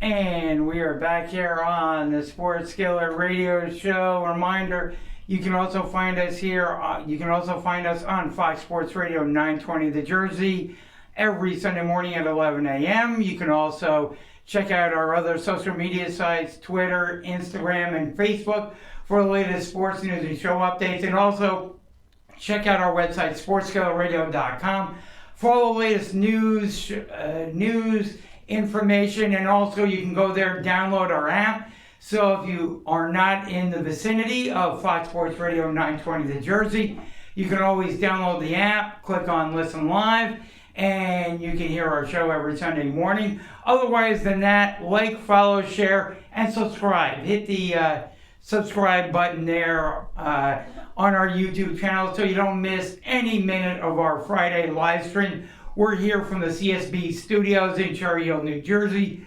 every Friday afternoon.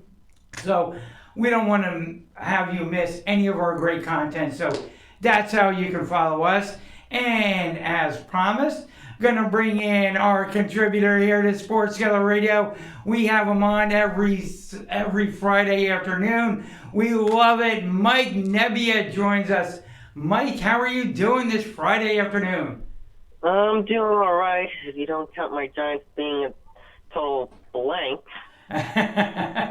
Yeah, they have struggled this year. They come into Sunday at 3-11, identical with the Washington Redskins.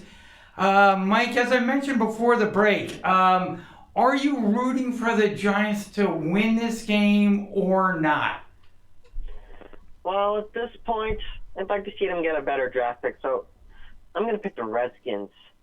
An old draft pick for me, but I'd like to see Giants get help on their defense with their pass rush, with their secondary. Their defense needs help. They need those better draft picks, and it's got to be the Redskins here. Yeah, I tend to agree with you. At this point, at 3-11, you know, the Giants aren't going to make the playoffs. The Redskins aren't going to make the playoffs. So I think it's about enhancing your draft position.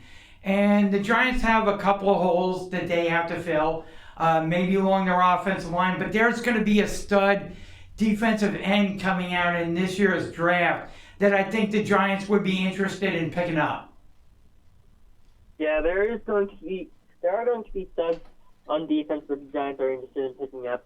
Let me see if I can pull up the 2020 draft class for you real quick. Yeah, I think there's going to be a few players in there, especially near the top of the draft, that the Giants could be interested in.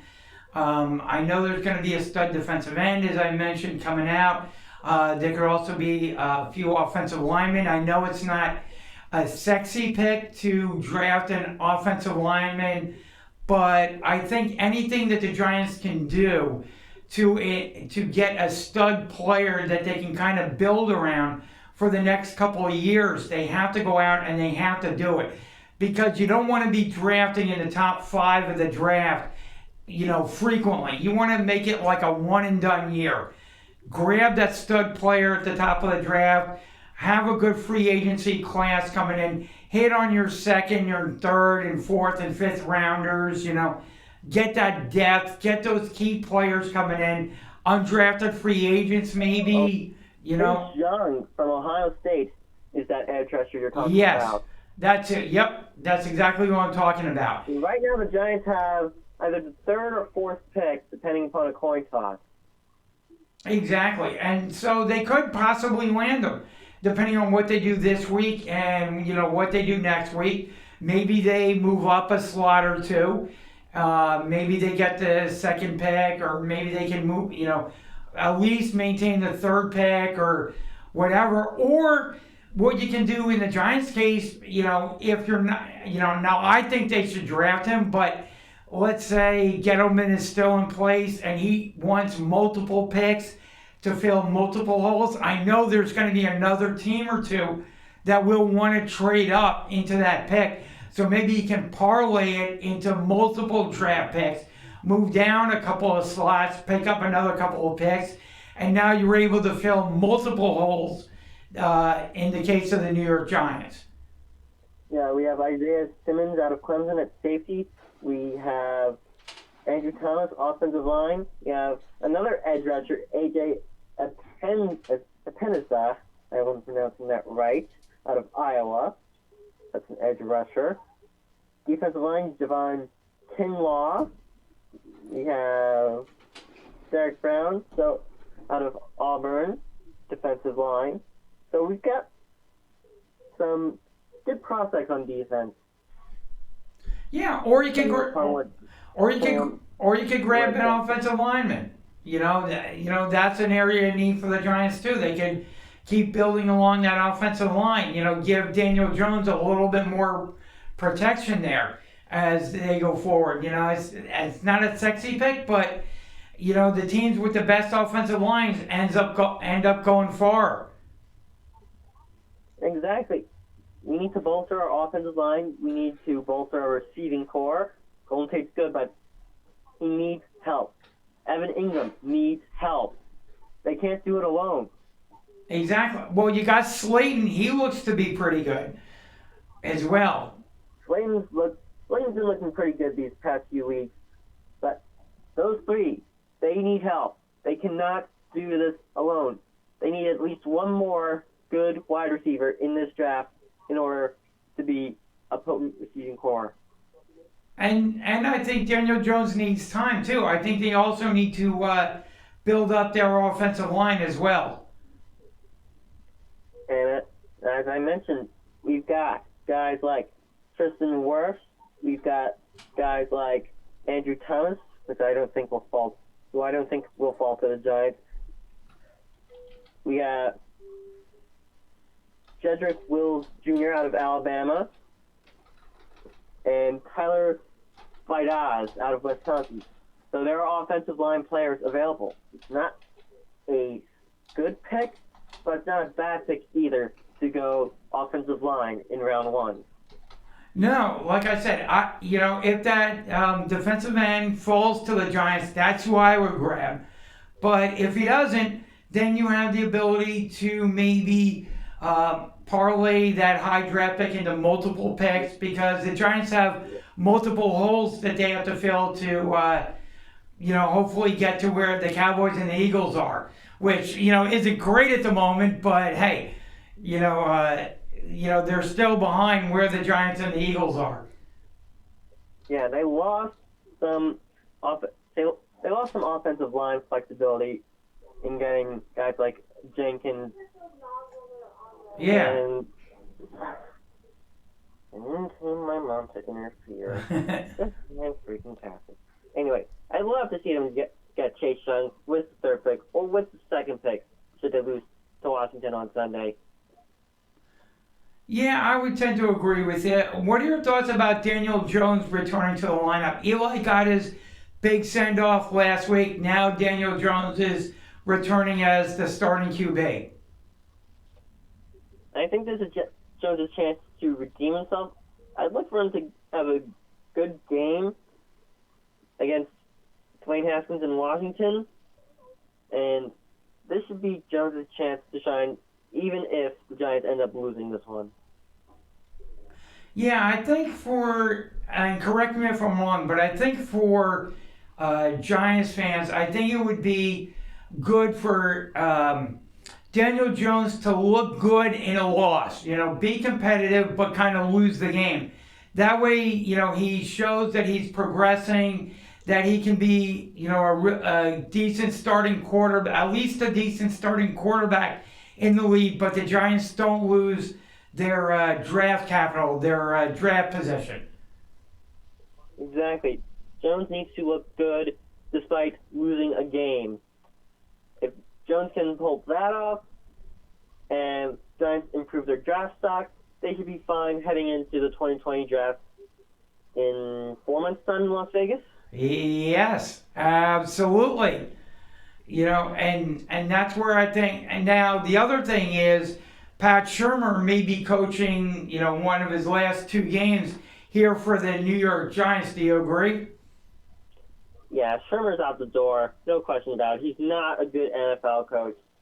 Despite keeping the locker room together, keeping the drama away, something Mickey Callaway failed in doing as manager of the Mets, by the way. Correct. Absolutely. Yeah, there hasn't been too much. I mean, you haven't, like, with the Cleveland Browns, you haven't heard too many people on the Giants saying, come and get me, like players are doing on the Cleveland Browns. He actually has kept the locker room together. I got to give him credit for that. But I think with Shurmur, he's probably a better coordinator than he is a head coach. Yeah, we saw it in Minnesota when he was the offensive coordinator there. The Minneapolis Miracle still sticks with me even, 2 years later? Yeah, I think it's 2 years later, that Minneapolis Miracle. Yeah. That was his play. That was all his play calling right there. Yep. Yeah, I tend to agree with you. I was more than willing to give Shurmur, again, a former assistant on the Philadelphia Eagles as well, the benefit of the doubt as a head coach, but he's shown me just with his coaching record and not being able to get the Giants kind of where they need to go. Yes, I know they've had some injuries this year, but look at the Philadelphia Eagles. They're down to almost nothing at wide receiver, and yet they're still finding a way to compete for the division title. So I look at Shermer and I look at him now, and I think he's going to wind up being one of those coaches that make a very good living being an offensive coordinator. Nothing wrong with that, but I think his days of being a head coach are coming to an end, and are going to be finishing with the New York Giants. Yeah, he's done being a head coach. Will he get another coaching job? Probably not. He's better off as a coordinator, as a mastermind of the offense. Will he get another coordinator job? More than likely. Now, will it be with the Giants? I'm not sure. It'll depend on who they pick for the new head coach. If they pick a Garrett, if they pick a Rivera, which Gelman will likely pick, considering their history in Carolina. I don't know who the Giants will pick. I'm hoping it's Garrett, but knowing Gelman, he's going to go Rivera. No question about it. He's going to go Ron Rivera. Could be, and I think Ron Rivera would come to New York because here's a franchise that traditionally does not like to fire their GM, does not like to fire their head coach. They like to, they're one of those teams that like to stick with the guy as long as they possibly can and give that head coach, a year or two, at least a few years to try and right the ship if they start sinking. But there's no doubt about it that Pat Shermer's ship has sunk. The Giants went out of their way to give him a couple of years to turn this thing around. He hasn't been able to, and that's why I think it would interest Ron Rivera, because Ron Rivera would no doubt have confidence in his abilities as a head coach and know that, hey, if I perform well and I can get the team competitive with the right offensive coordinator with me, then I can stick around this team for like 10, 12 years, because they're not going to want to fire me. So I think it would be a job that Rivera would consider. And this would be a job that Rivera should consider. A job that Jason Garrett should consider. This is a team that's rebuilding. This is a team that's young, that has the talent, but that shouldn't be shocking, but it is. And this is a team that can grow into a contender with the right offensive coordinator, with the right staff, with the right players. Yeah, the one thing that I worry about, though, with the Giants is whoever they're going to bring in, like, let's say, Ron Rivera, they bring in, or whoever it is, they bring in, whether it be a Jason Garrett or whatever. The one thing is, Daniel Jones isn't going anywhere next year. So whoever that head coach is, if it's, let's say, a Ron Rivera, he will have to buy into Daniel Jones being his starting quarterback at least for 1 year. And he will have to bring in an offensive coordinator. Let's say it is a Ron Rivera.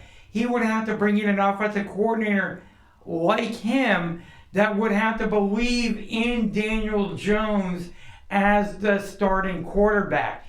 Which, again, when you're talking about a coach coming in and being tied to a quarterback, is a very iffy thing. Like, I think they want to, with a Ron Rivera, who may have multiple offers on the table, will look at the quarterback and will say, okay, what happens if I put forth my best effort with Daniel Jones, but he's just not a starting quarterback, like, for whatever reason.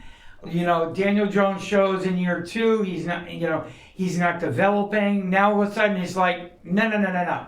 I want to be able to, if Daniel Jones doesn't develop, and we will put our best efforts into developing him, I want to be able to move on and get my quarterback in here.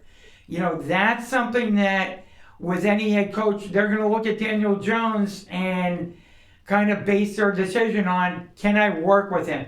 Can I survive with Daniel Jones as my starting quarterback, as my franchise quarterback? And if not, can I move on from him in a year? Can I draft my franchise quarterback. You know, that's going to be an interesting scenario that goes on. Or another thing is, whatever head coach they sign to, can I draft? Maybe they go another way and the coach says, all right, I'm not thrilled with Daniel Jones. I want to go out and I want to draft my guy. And I'll tell you what, we'll put him into a quarterback competition in camp and we'll see whichever one wins, you know, and go about it maybe that way. Because whatever head coach, offensive coordinator they bring in there, at least for next year, they may have to be married to Daniel Jones, and that may be an issue. What do you think, Mike? Yeah, if Jones doesn't develop or show signs of development in these next 2 games, that may be an issue for whatever coach comes in, whether it be a Rivera, whether it be Jason Garrett, a Dan Quinn, or a college coach. I'm hoping it's not a college coach because college coaches tend to struggle in the NFL. Take a look at Greg Schiano in Tampa Bay. That did not work well. Now, did it? No. A lot of the college, but it is. I will say this. I think the transition is gradually. It may not be right now, but I think it's gradually becoming easier for the college coaches to transfer in because the NFL is, you know, they can only go with the NFL can only go with the players that college is providing them. So I think you're seeing it kind of in with the Ravens, and I think you're seeing it with the Arizona Cardinals and some of the other teams that the head coaches and offensive coordinators are adapting their coaching style to what is being provided to them by the colleges. So I think that's making it somewhat easier for the college coaches to transfer up to the NFL level. You know, it may not be totally there now, but I think it's gradually becoming a little bit easier for them to do. I still like the college coaches to get their feet wet as like a coordinator or an assistant coach before they get the head coaching job. But I think it's gradually becoming a little bit easier because of the players that the colleges are providing to the NFL. So I think it's becoming a little bit easier. But I agree with you. It's a tough jump from college to the NFL. But I think with the Giants case, with all the losing that they've been doing and the turnover that they've been having, especially at the head coaching position, I think the Giants, when they do fire Pat Shurmur at the conclusion of the season, I think they are going to want a steady hand as a head coach. If they keep Gettleman there, they're going to want Gettleman to go out and hire some guy that's stable, that they know has a proven track record, that they can, that can be relied upon to head this rebuilding process that the Giants are undergoing. So I do agree with you. I think it's going to probably have to be more of a veteran coach or a veteran coordinator that, has experience as a head coach. I do agree with you there. Yes, it has to be someone with experience because transition from college to the NFL, I don't see how that could be pulled off now, but like 3, 4, 5 years down the line with the caliber of players that colleges are bringing into the NFL, you can see that transition become smoother, more efficient, more doable for these college coaches coming up. And I'll tell you an interesting name too that's out there and available is Mike McCarthy. Has not been hired as a coordinator or a head coach anywhere. He's still out there and can be hired. He might be an interesting name for the New York Giants to consider. An interesting proposition for sure, but I'm not so sure he gets the job. I haven't heard much about him, so I won't say anything beyond that. I'm still hoping it's Jason Garrett or Ron Rivera. Dan Quinn is an out-of-the-woods choice, Falcons fire him, which I'm not sure will happen now. I was saying that the Falcons were going to fire him when they were at like 1-7. Now where are the Falcons? Where are the Falcons now? Falcons are now 5-9. Not going to make the playoffs. Third place in the division, tied with the Carolina Panthers. Okay, so Falcons are 5-9. I don't think they fire Quinn if they get to 6-10 or 7-9. I think they give Quinn one more year. They find a replacement for Matt Ryan, and Nah. Matt Ryan's there. Matt Ryan's their franchise quarterback. They're not. Yes, but he's getting up there in age. He's on the wrong side of 30, and I think it's time they found the next generation of quarterback in Atlanta. Possibly, but when they're paying him what they're paying him, because he has a huge contract, they're not going to just cut him. So they would have to trade him, and I don't know right now if he would have a huge market as far as trading him. So I can't see the Falcons, because of his abilities. He's still a good quarterback. Because of his abilities, because of his contract, because they don't have anybody ready to replace him. They're not going to all of a sudden go out and draft somebody, because they won't be in a position, I don't think.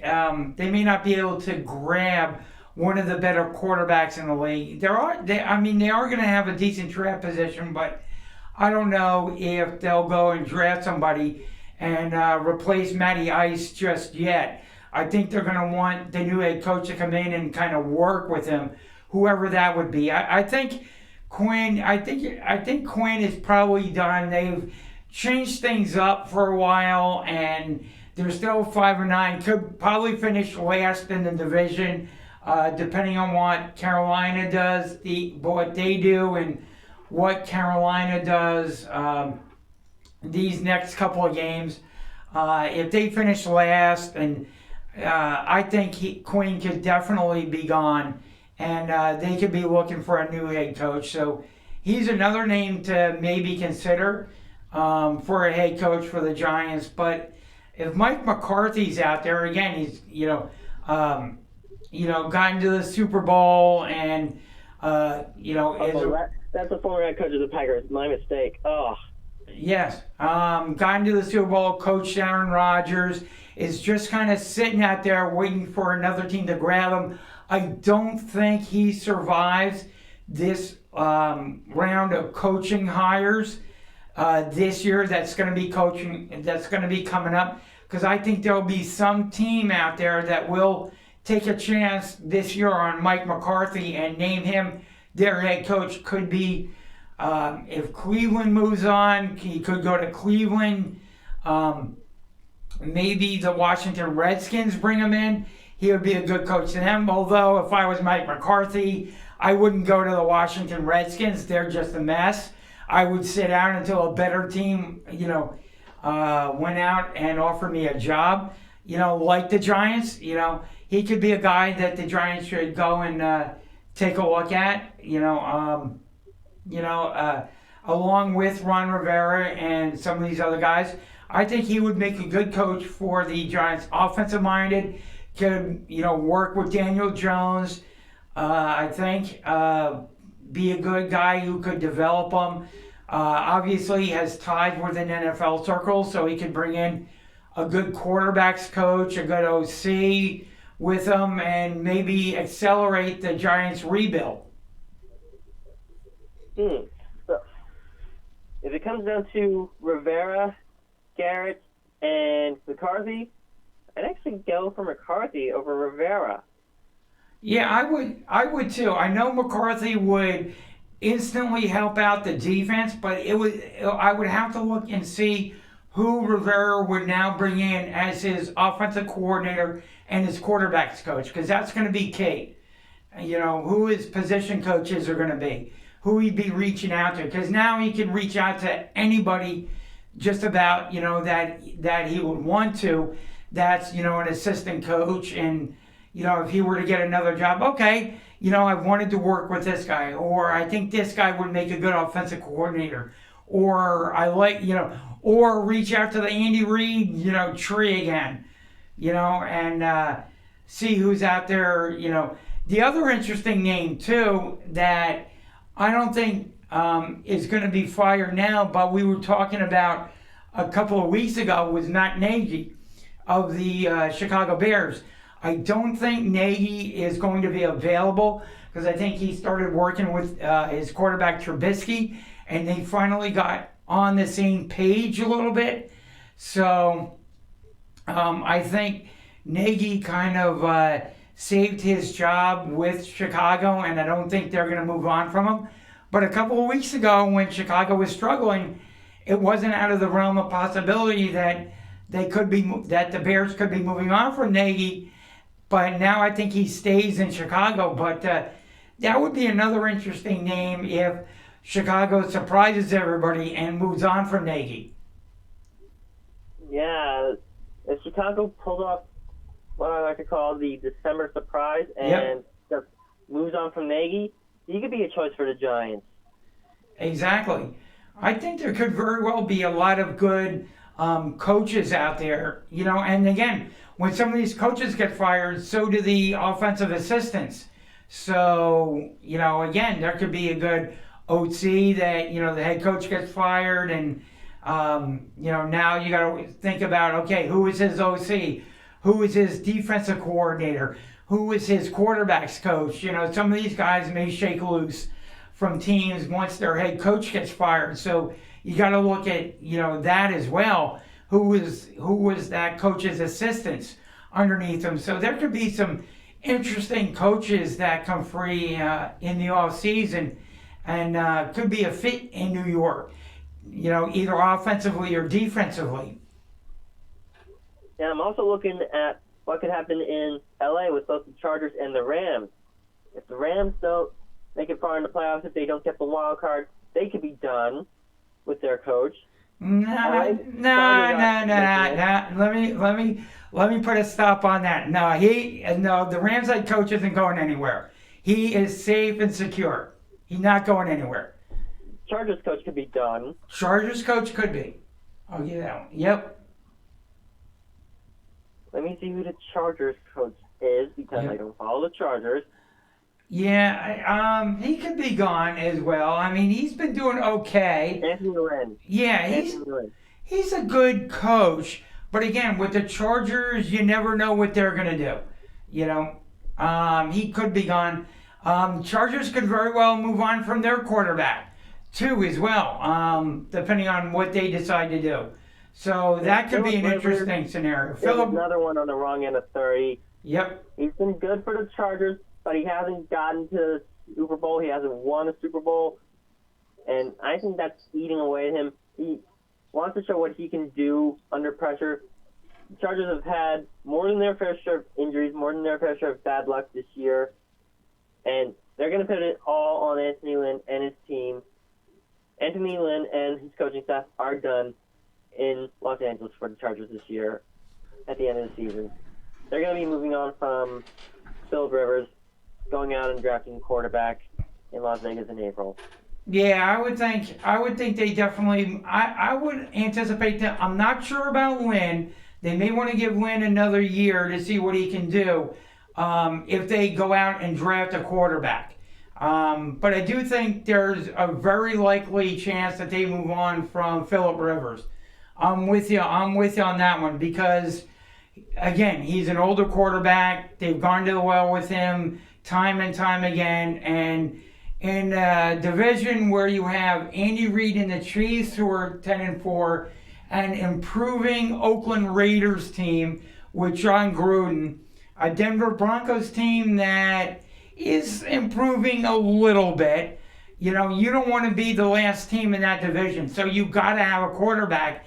And I don't know that Phillip Rivers is the answer, especially if they have a chance to grab one of the quarterbacks this year.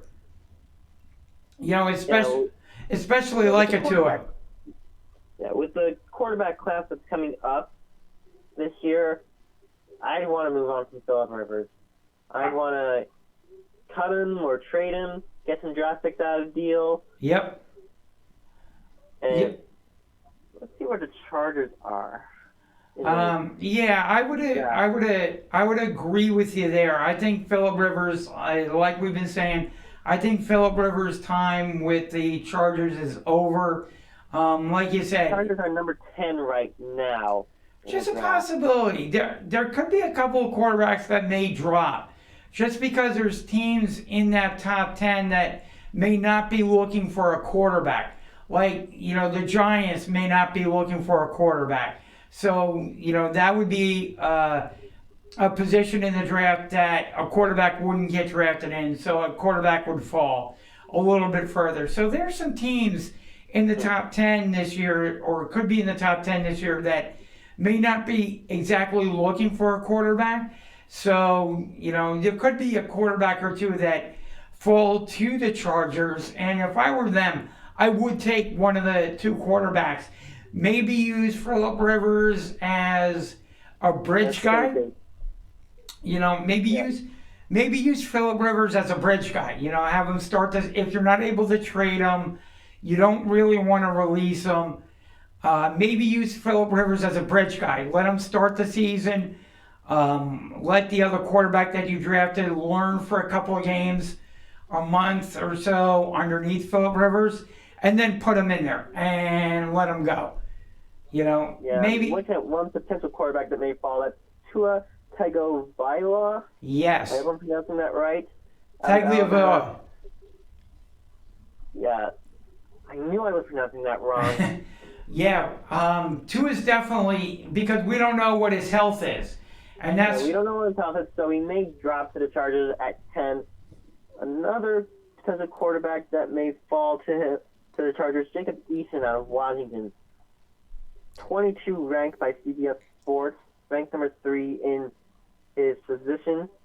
So he may fall to the Chargers at 10. Yeah. Very well. Definitely is going number 1, no question. Joe Burrow is definitely going to the Bengals. Who did you say? Joe Burrow is definitely going to the Bengals at number 1. Yes, I'm sorry, Joe, but you're definitely going to Cincinnati. Get your winter parka ready, get your gloves, get your hat. You're definitely going to Cincinnati, and we'll be playing your games in cold Cincinnati in November and December coming up. But the Bengals Young would go to the Giants at either 2 or 3. Okuda would go to the Redskins. Dolphins would fall. I think I have the Dolphins falling to 4. And I have them taking Isaiah Simmons. Interesting. And at 5, Lions are at 5 right now. I have them staying at 5. And I have them taking Javon Kinlaw, South Carolina. Interesting. And apparently the Lions have given Matt Patricia a vote of confidence out there, so it doesn't look like Matt Patricia will be fired at the end of the season. He'll get another year to continue to try and rebuild the Detroit Lions out there in Detroit, which I have no idea why they're giving Patricia another year. He and the GM are just not working. The Lions are 3-10-1 this year, heading into the final 2 weeks of the season. They're playing Denver, so they're probably going to lose this week. So, I just don't. And Bill Belichick's assistants have a tradition of not succeeding wherever they go. So, Patricia may be one of those guys that, like a Pat Shurmur, may be a good coordinator, not so good as a head coach. At least team with this general manager. I mean, I'm looking at it. I see more positivity with the Chicago Bears with Matt Nagy and Trubisky than I do the Detroit Lions. I know they've been playing with their backup quarterback, and Stafford is on injured reserve ending his season, but still, he wasn't getting that much out of Stafford when Stafford was in there. I just can't go any further with Patricia, and I know the Lions fans are up in arms and are probably angered and depressed that Detroit isn't moving on from him, and is all upset with Lions ownership, and I don't blame them at all, because I would, if I were the Lions fans, I would want to move on from Matt Patricia. Same here. I would want to move on from Matt Patricia. Go to a Dan Quinn, go to a Rivera, go to a Jason Garrett. I'd even go to one of the college coaches that's coming up. Ask them if they would be interested in the job. Anything. I mean, here's the thing. If ownership, after sneaking up the joint, for the past couple of seasons as head coach, and is now 3-10-1, and I'm not seeing a lot of positivity, players improving under Matt Patricia. If you can go 3-10-1 and stink up the season before that, and the owner gives you a vote of confidence, I mean, hey, that's a position that I may consider, because, all I have to do is go 8-8, and I'll be hailed as a visionary, in Detroit, and my job will be secured for, maybe 5 or 6 years before I get fired. So, yeah, I mean, talking about a college coach, talk about, another coach going in there, if I go 7-9 or I go 6-10, I'm a hero in Detroit. I'm a visionary. People are cheering me in Detroit. If I go 8-8, in there, yes, I know I'm not making the playoffs, but wow, I'm considered a visionary. People are cheering me in Detroit. They'll take that. Any type of season where Detroit is in the playoff hunt at the very least, you're being declared as a visionary, a hero in that town. So, yeah, I mean, you can say, as a college coach, there are some things that some teams I may not want to go into, but, you can stink in Detroit and be granted a vote of confidence. So, again, with ownership, what it is, I wouldn't consider Detroit. Yeah, I may not get the best players or whatever, but my job security is going to be pretty good. Exactly. And you talk about how bad Detroit has been doing at 3-10-1. It's just sickening. Ownership is incompetent. The fans have had enough. A 7-9 season would be a breath of fresh air now in Detroit. And most all their losses have been decided by 5 points or fewer. Yeah, I mean, but like I said, I'm not a fan of Matt Patricia as a head coach. I just don't think he's shown me enough as a head coach in Detroit. And, because you look at some of these other coaches around the league, yes, they lose players. Yes, they lose their quarterback. But they're still able to keep their team. I mean, and under, another coach that has lost a bunch of players, lost his franchise quarterback right before the season began. We're talking about the Indianapolis Colts. Had to go an about face real quick just before the season started. When Andrew Luck announced his retirement, Frank Reich has his Indianapolis Colts at 6-8, and yes, they may not look great on offense and have been struggling and have lost 4 in a row. But you know what? The locker room is secured. There's some positivity in Indianapolis with the Colts. He's at least gotten 6 wins out of the team, whereas Patricia's only gotten 3. Give me a break, Matt Patricia. You should be able to win a little bit more. Have your offensive coordinator design some, schemes and whatever else. And you're a defensive guy, so, you should be able to limit the scoring and keep your team competitive and in the game, so where, maybe your offense doesn't have to score as many points. But I think I give it to the Lions fans out there. I would be angered. I would be upset. And, if I heard that Patricia was going to be coming back for another year, I would definitely want Patricia gone. I don't like necessarily calling for people to be fired, but in this case, Patricia hasn't earned it, in my opinion. He needs to be gone and go back to being a defensive coordinator. The Lions ownership is acting like the Wilpons. Yep. The NFL version of the Wilpons, just saying. Yep. Outside of the contract they gave to Stafford, outside of that, they've been acting like they've been just with their coaching decisions. It's just been, in GM and that type of thing. It's just been awful. Wanted to have you pick some games this week, Mike. Are you ready? Bring it. All right. So let's begin with the game at 1 o'clock on Sunday. I know you may have mentioned it a little bit earlier, but let's get a refresher here. The New York Giants, 3-11 at the Washington Redskins. Identical record, 3-11. Battle for draft standing. Who are you picking to win? Not who do you want to win. Who are you picking to win in this one? I'm picking Washington to win. Gotcha. Another interesting game. The New Orleans Saints come in with a record of 11-3, going into Tennessee to face the Titans, who are 8-6, but are playing better, I think, than their 8-6 record. Who do you like in this one? I'm actually liking the Tennessee Titans in this one.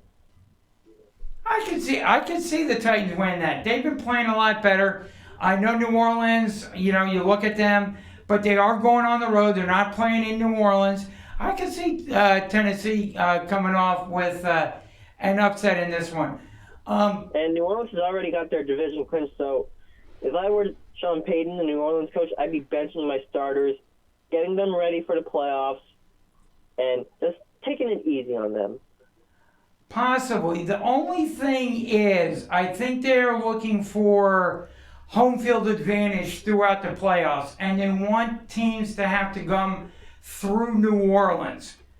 New Orleans is at 11-3. You also got the Packers at 11-3, and you have the Seattle Seahawks and 49ers also at 11-3. So I disagree with you about benching the players. I wouldn't bench anybody until New Orleans has home field throughout, because I don't think they want to venture outside their dome stadium. I think they want to make the other teams, the Packers or the Seahawks or the 49ers, if it comes down to the NFC Championship game, I think they want to make those guys have to beat them in New Orleans this year. So New Orleans still has something to play for. But I think you're right. I think the Titans can come away with the upset. Another game I wanted to ask you about, I want to get your thoughts on. The Dallas Cowboys and Philadelphia Eagles both come in with identical 7-7 records. If Dallas wins on Sunday at 4:25, they clinch the NFC East. If Philadelphia wins, then it goes to another week. Eagles play the Redskins, and chances are the Eagles come away as division champions, playing at the Link in Philly. Who do you like in this one? I'm going to pick the Eagles because I cannot stand the Dallas Cowboys. And a lot of people are with you on that one. I also think that if Dallas doesn't come away with a win, being that they are the healthier team, being that they have a little bit more talent, at least on paper, than the Philadelphia Eagles, I think that could be the straw that broke the camel's back when it comes to Jason Garrett coaching the Dallas Cowboys. Jerry Jones may give him another week just because there's one more game left in the season, but I think that would be the game that cost Garrett his job as head coach of the Cowboys. Yeah, this will end up being the game that cost Jason Garrett his job. Yeah, I agree with you there. Another interesting game, we got the Kansas City Chiefs, who are 10-4, are going into Chicago to face the Bears, who are 7-7. Bears have been looking a little bit better recently, like we've been saying. Who do you like in that one? Can the Bears come away with the upset? They cannot. It'll be Kansas City. I tend to agree with you there. Another interesting game that we have on tap for Monday at 8:15 p.m., the Green Bay Packers will be traveling to Minnesota. Green Bay comes in, again, playing for not only the division, because Minnesota Packers are 11-3, but Minnesota comes in at 10-4. So again, you have some division implications possibly there, and also home field advantage possibly there as well. Who do you like in that one? I'm going to pick Minnesota. I'm banking on Dalvin Cook starting. If he doesn't, I do have his backup in fantasy, and I'm hoping his backup has a good day just in case Cook does not start. But I'm picking Minnesota. Gotcha. I agree with you. I think Minnesota could come away with a win in this one as well. We've got the Houston Texans coming in at 9-5, going up against the Tampa Bay Buccaneers, who are 7-7. Who do you like in that one? Can Tampa Bay come away with the upset? I really do not trust Houston in the last 2 or 3 weeks of the regular season. I'm picking Tampa. I don't know. I think the Houston Texans are kind of this up and down team. You never know what they're going to do week to week. I like your pick at Jameis. He has some good things about him, but he also has some bad things as well. I'm going to go with Houston in that one. And Saturday, tomorrow afternoon at 4:30, we got a really good game, I think, on tap. We've got the Buffalo Bills, who are 10-4, going into New England to face the Patriots, who are 11-3. If the Patriots win, I believe they can possibly come close to, if not clinching home field throughout the playoffs, or come really close to it. If not clinching the division. Who do you like in this one? The Brady-Belichick dynasty ends Saturday. It'll be Buffalo over New England. I agree with you there. I am going with Bills Mafia myself. I think that the pop gun offense of the Patriots will rear its ugly head. And I said this earlier in the show, and it bears repeating, I think. The first time that these two teams faced earlier in the season, you had the Bills starting quarterback come out of the game early with an injury, so they had to play their backup quarterback. They also had a bunch of turnovers. I believe it was like 4, maybe 5 turnovers in that game that aided the pop gun offense that was the New England Patriots. I think if the Bills, and right now the Bills defense is rolling. It's one of the best in the NFL. You know, I look at it, and with a full game, a full 4 quarters of Josh Allen in there, if the Bills can play a clean game, no turnovers, don't have to do anything real spectacular, but just rely on that defense to keep the scoring down for New England, which should be an easy task for this Bills defense. You know, you don't need a whole lot out of Josh Allen. Maybe score about 17, 20 points, and the Bills should come away with the victory, because I don't think because New England cannot at this stage go score for score with another team. So, yeah, I agree with you. I think the Bills Mafia will come away and will show New England that they are no longer the big bad bully on the block, especially when New England is kind of distracted a little bit with this ongoing videotaping scandal again that's come up. So that has to be distracting to them at least a little bit. Not necessarily to the players, but maybe to the coaching staff and management, because you don't know when this verdict is, when the NFL is going to wrap up their investigation and what the commissioner is going to come down with for the punishment for the New England Patriots. So a little bit, it has to be a little bit distracting with the videotaping scandal that's going on. So yeah, I like the Bills in this one quite a bit. Yeah, the Brady Belichick era is coming to an end. It will end Saturday with the Bills' victory. And cheaters like Brady and Belichick, they're through.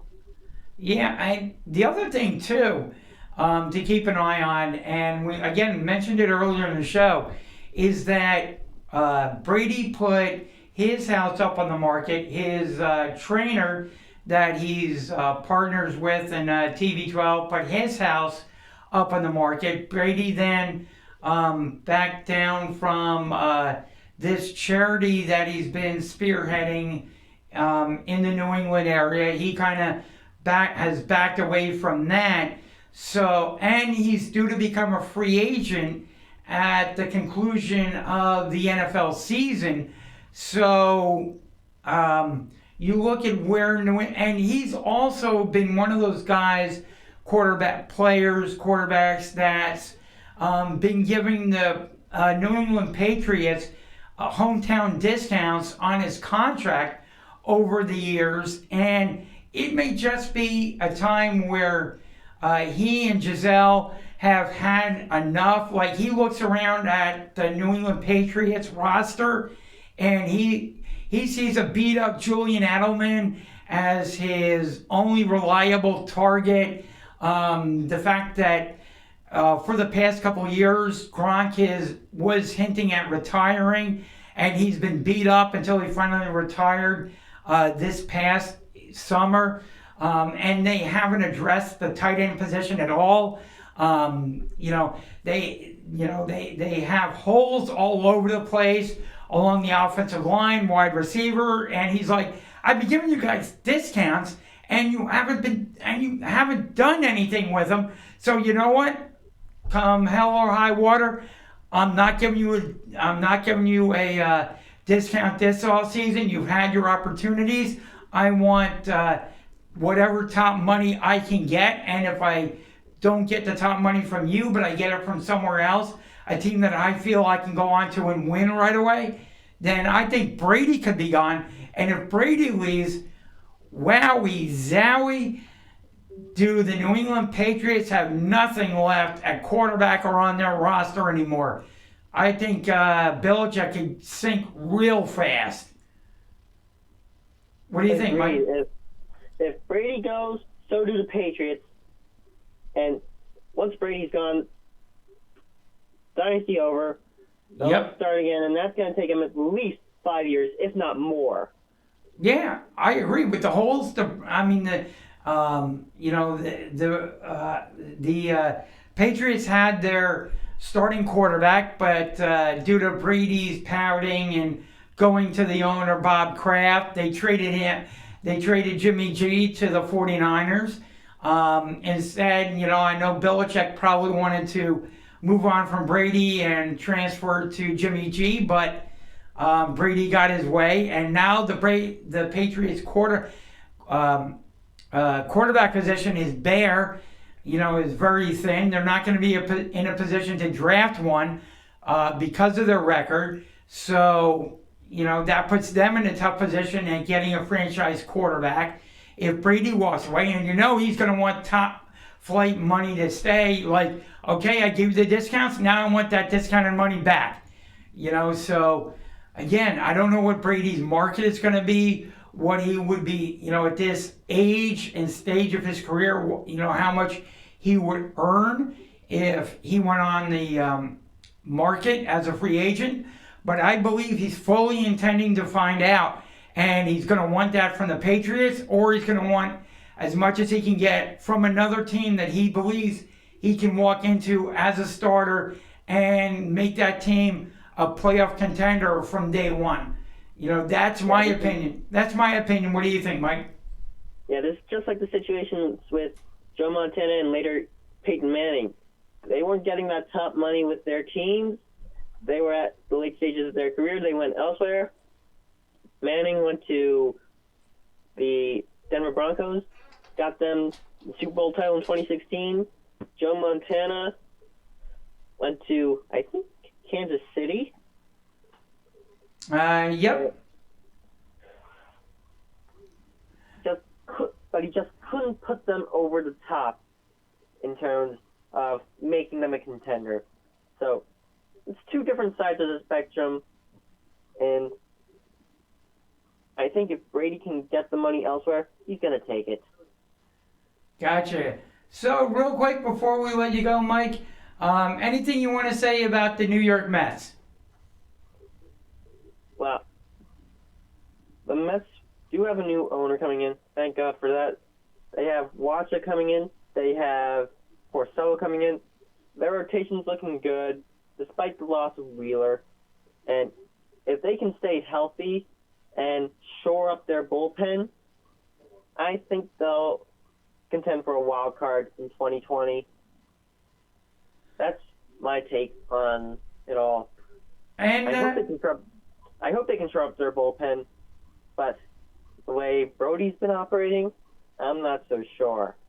I'm with you. I'm with you on that. I'm not sure at all what they can do with their bullpen, and I think Mets fans such as yourself are looking forward to next offseason when hopefully the new owner gets more control of the Mets and maybe can use more, maybe gets more of his money flowing in so that the Mets can actually be a force in free agency and not have to take a back seat and play like a small market team like they've been forcing Brody Van Wagenen to try and do.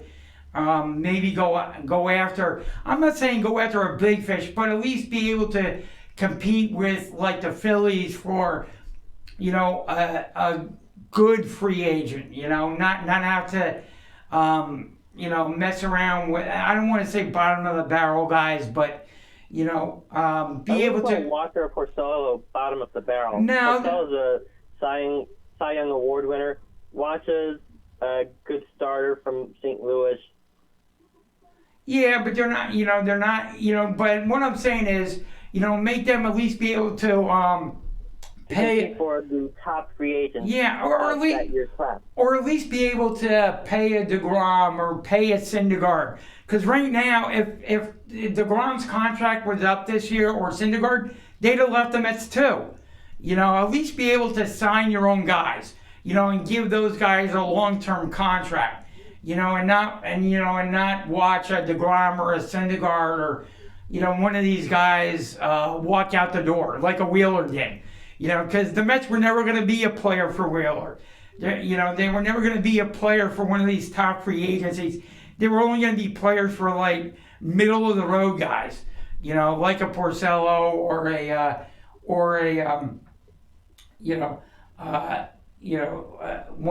Waka. You know, at least be able to sign your own guys. You know, top flight guys. You know, hopefully next year at this time, you know, more of the new owner's money will be flowing in. But they did get a little relief when Cespedes redid his contract. Yeah, it reminded me of when Eli Manning redid his own contract so the Giants could get Victor Cruz, who at the time was Eli Manning's favorite target.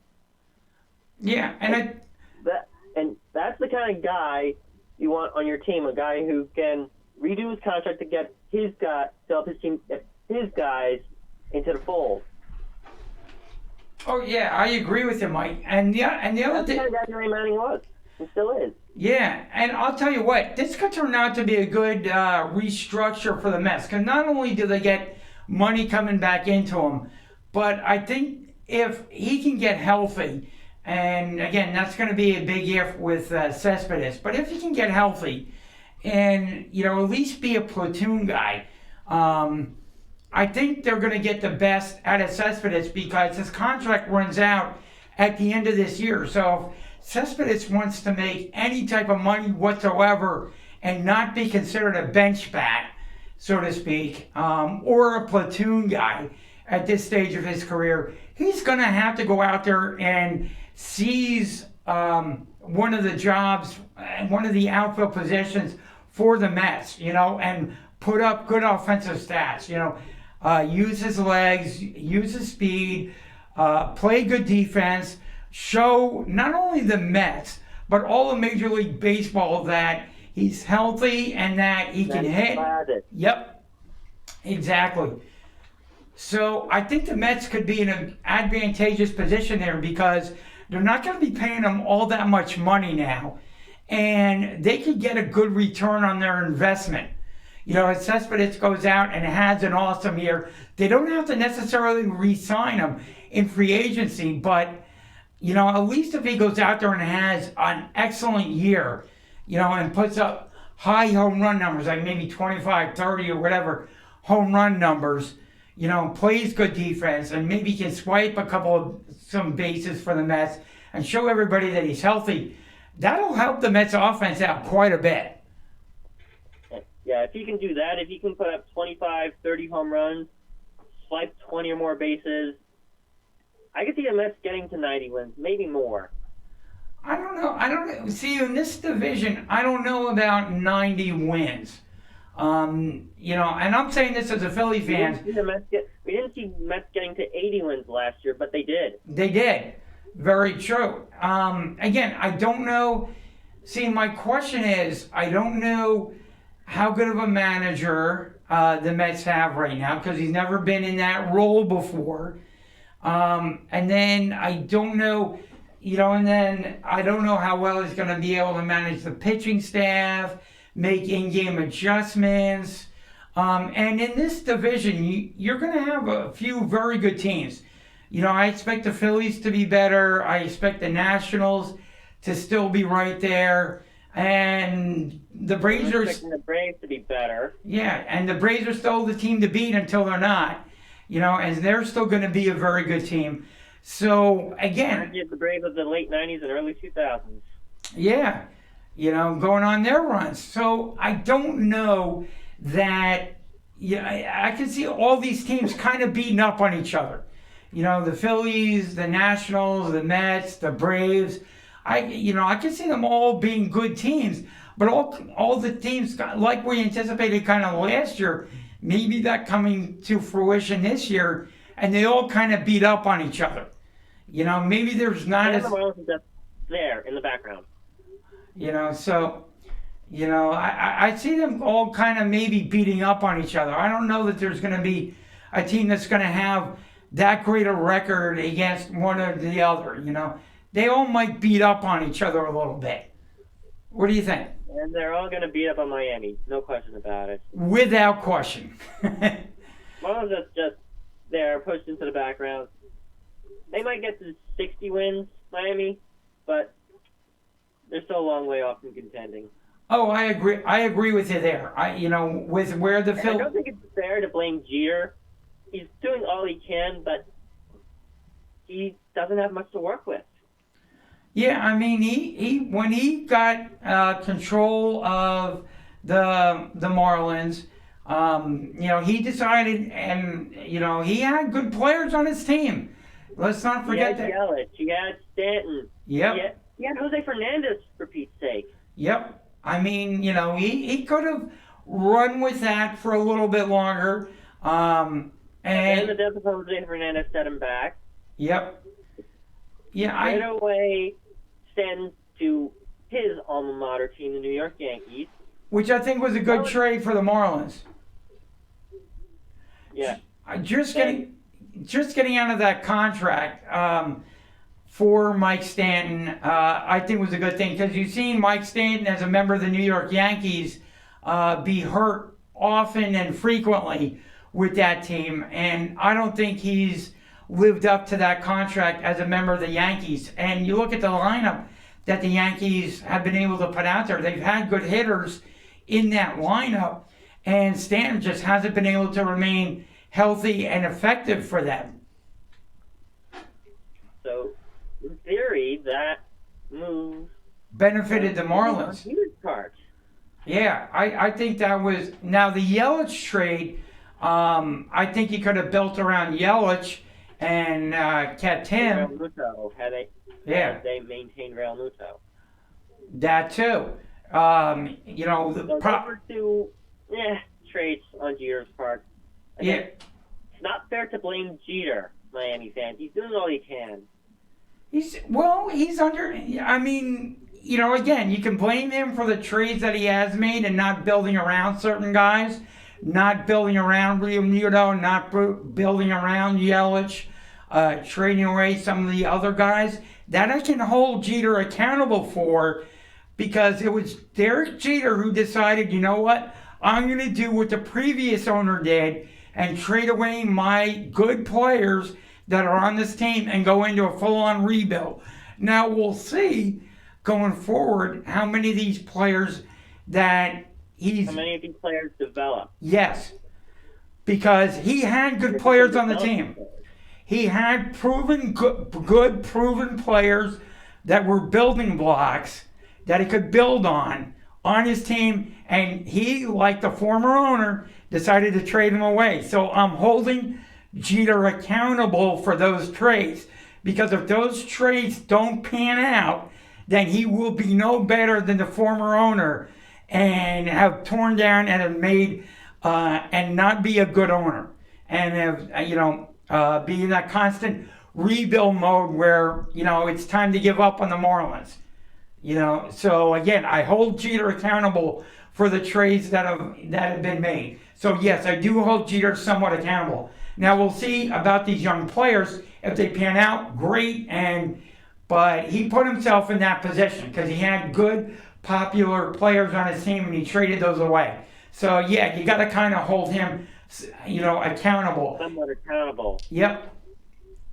The baseball IQ is there, but he still needs to grow as a team owner, as a team leader. Exactly.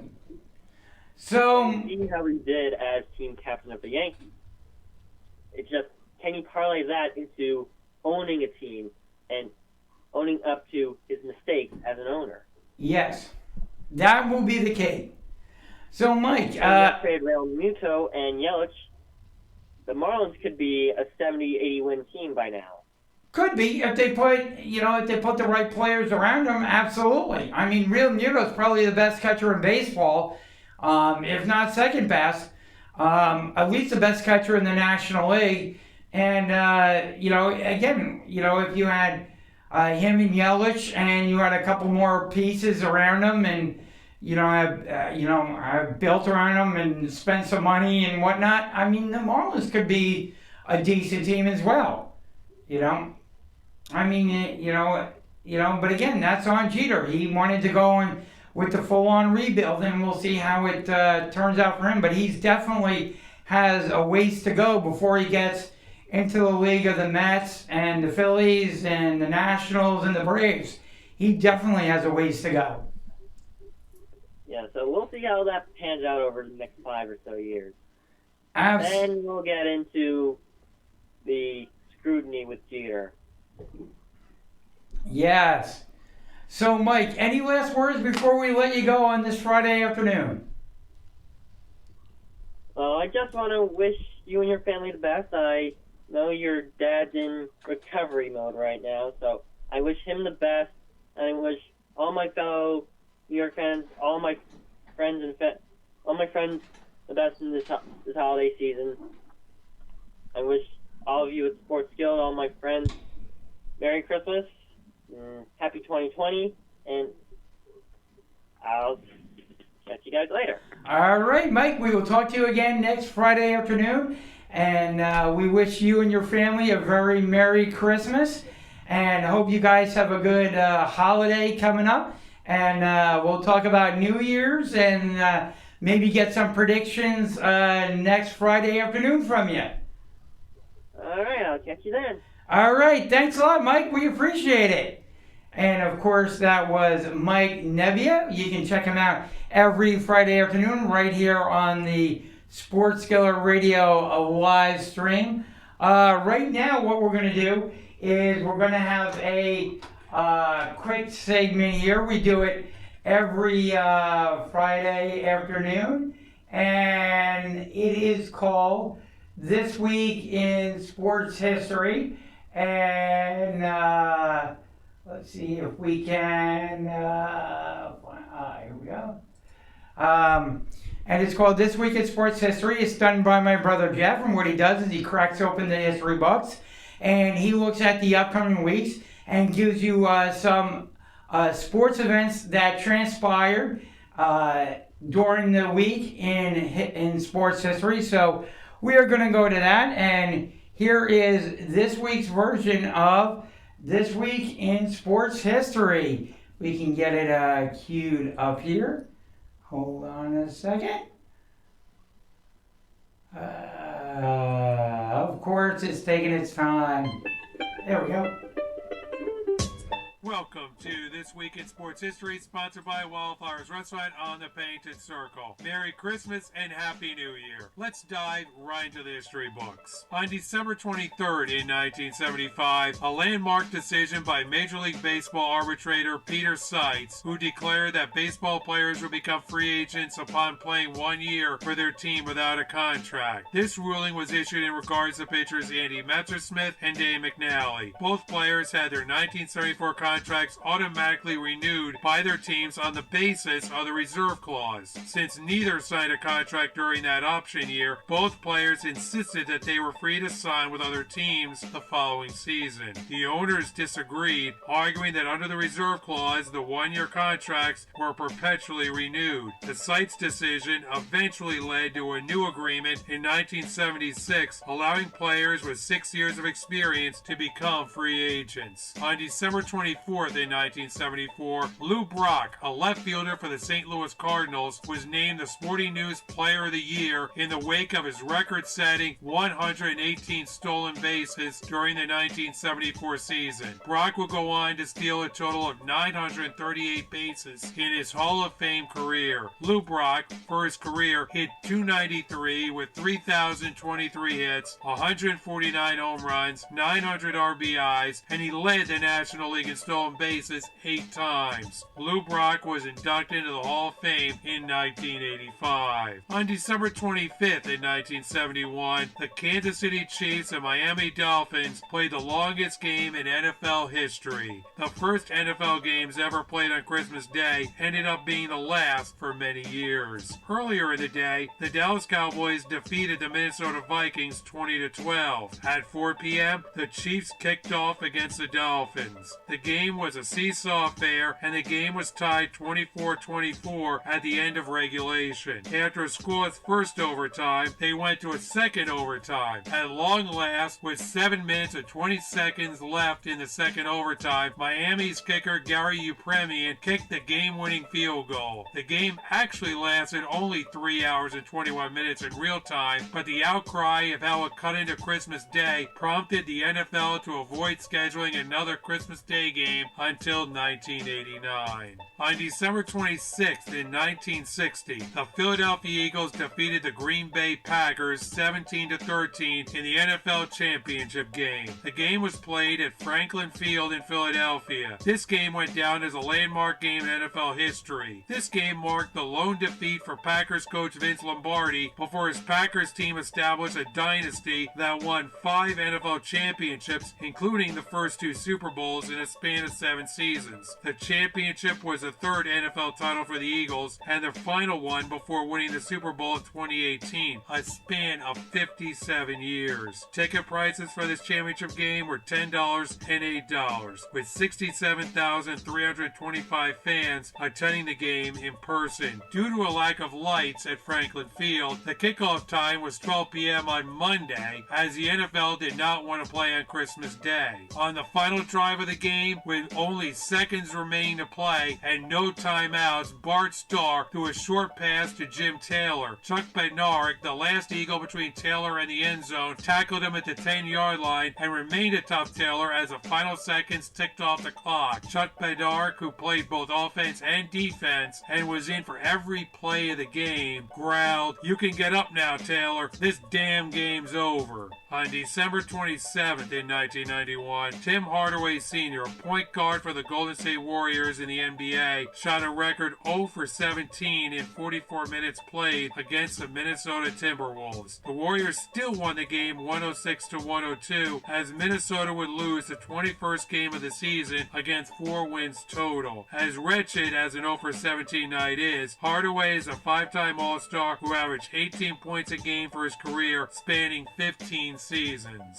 On December 28th in 1975, the Dallas Cowboys defeated the Minnesota Vikings 17-14 on a last-second Hail Mary pass in the divisional round of the NFL playoffs. The Minnesota fans were left in a sudden state of sadness and shock, as one fan was so perturbed that he hit an official in the head with a whiskey bottle shortly before the game ended. Tom Landry on the throw by quarterback Roger Staubach and the 50-yard catch by Drew Pearson. Our only goal was to throw it and hope for a miracle. Staubach said, "I just threw it and prayed. I could not see if Drew had caught it. I didn't know we had a touchdown until the official raised his arms." Finally, on December 29th in 1933, New York Yankees owner Jacob Ruppert refused to release Babe Ruth from his Major League Baseball contract, thus preventing him from becoming the manager of the Cincinnati Reds. Babe would never receive another chance to manage a team again. Thank you for listening to This Week in Sports History, sponsored by Wildflowers Restaurant on the Pennington Circle. Merry Christmas and Happy New Year. I am Jeff Sellner. And we're back here on the Sports Skillet live stream. Thank you so much, everybody, for joining us on the Friday afternoon before Christmas. We appreciate it. Again, if you missed any portion of this live stream, we'll be up on our website, sportsskilletradio.com, where you can also go there to find other content as well, podcasts from our prior shows, as well as our Twitter feed, as well as our app that you can go in there and has a link that you can go in there and download. So that way you can find us every Sunday morning at 11 a.m. You can go in there. We are on Fox Sports Radio 920 The Jersey. As I said, every Sunday morning at 11 a.m. We have some great guests that we bring onto the show as well. So you can go in there and check that out. As well as subscribe here to our YouTube channel so you don't miss any of the content every Friday afternoon when we go live. And you can also please like, follow, and share on our social media accounts, Facebook, Twitter, and Instagram. We have content there as well, so you want to go in there and make sure you sign up for those accounts as well so you don't miss any of our great content. We enjoyed bringing this show to you today. Normally we do a radio segment, but as I see, we are hitting the 3 o'clock hour, so we're going to wrap it up there. We'll have some wrestling talk for you next week. We'll hopefully have Jeff Scott back in studio with us. We may bring Alex Secchia back onto the show as well. He's always welcome. So a lot of good things are going on. This week on our Fox Sports Radio show, we will be having Kelly back in the studio. We'll have Bridget there as well as my brother Jeff. So it will be a lively show, no doubt about it. Shane McGowan will be there as well, calling in. We may have another guest on tap. You'll have to wait and tune in and check out our social media accounts for that. Until that time, I hope you've enjoyed the show. Want to thank Mike Nebbia, want to thank Ken Moskowitz, and of course, Tony Jigsaw Cotillo joining us here this week on the Sports Skillet live stream. We wish you and yours a very Merry Christmas. Hope you were having a very happy, healthy, safe, and blessed holiday season. Again, we'll be coming to you on Sunday morning at 11 a.m. Fox Sports Radio at 920 The Jersey. Be there. If you're not there, make sure you go in and download the app, or just go to our website, sportsskilletradio.com, and click on Listen Live. 2 easy ways for hearing our show every Sunday morning. But if you miss it, we'll put the podcast up for you so that you can go in and listen to it at your leisure. I know a lot of people are busy, especially this time of the year. may miss out on our live stream here, or may be missing out on our show Sunday morning just because you're busy with relatives or getting Christmas presents, finalizing holiday meals, meeting up with friends and family, and you just don't have that time. But you know what you do have time for if you are going out? You could just go to sportskillet.com, click on our great content there, and listen as you're in your car. There you go. Boom. You got Sports Skillet on the go. So another way of looking at it. Thanks, everybody. Hope you guys have a great week, and we will see you back right here next Friday afternoon. And like I say, we wish all the best to you and your family. We will see you next Friday afternoon. Have a great week, everybody, and all the best to you and your family.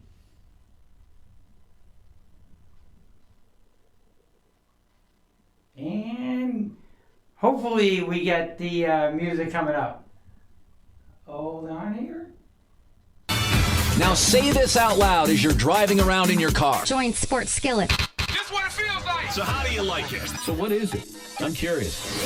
You like it like this? My God, do we love football. Or like this? I love the sport of baseball. And what about this? You can have a sports show without all the vicious talk. Simple human decency. Whatever it is that you like. Yeah, I like chaos. We've got it covered. Right? Right? It's sports the way you like it. My friends, you may not know this.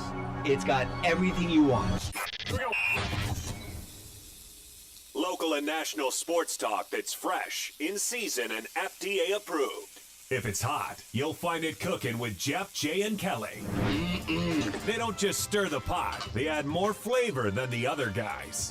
Get ready to dig in and taste some Sports Skillet. Tastes good.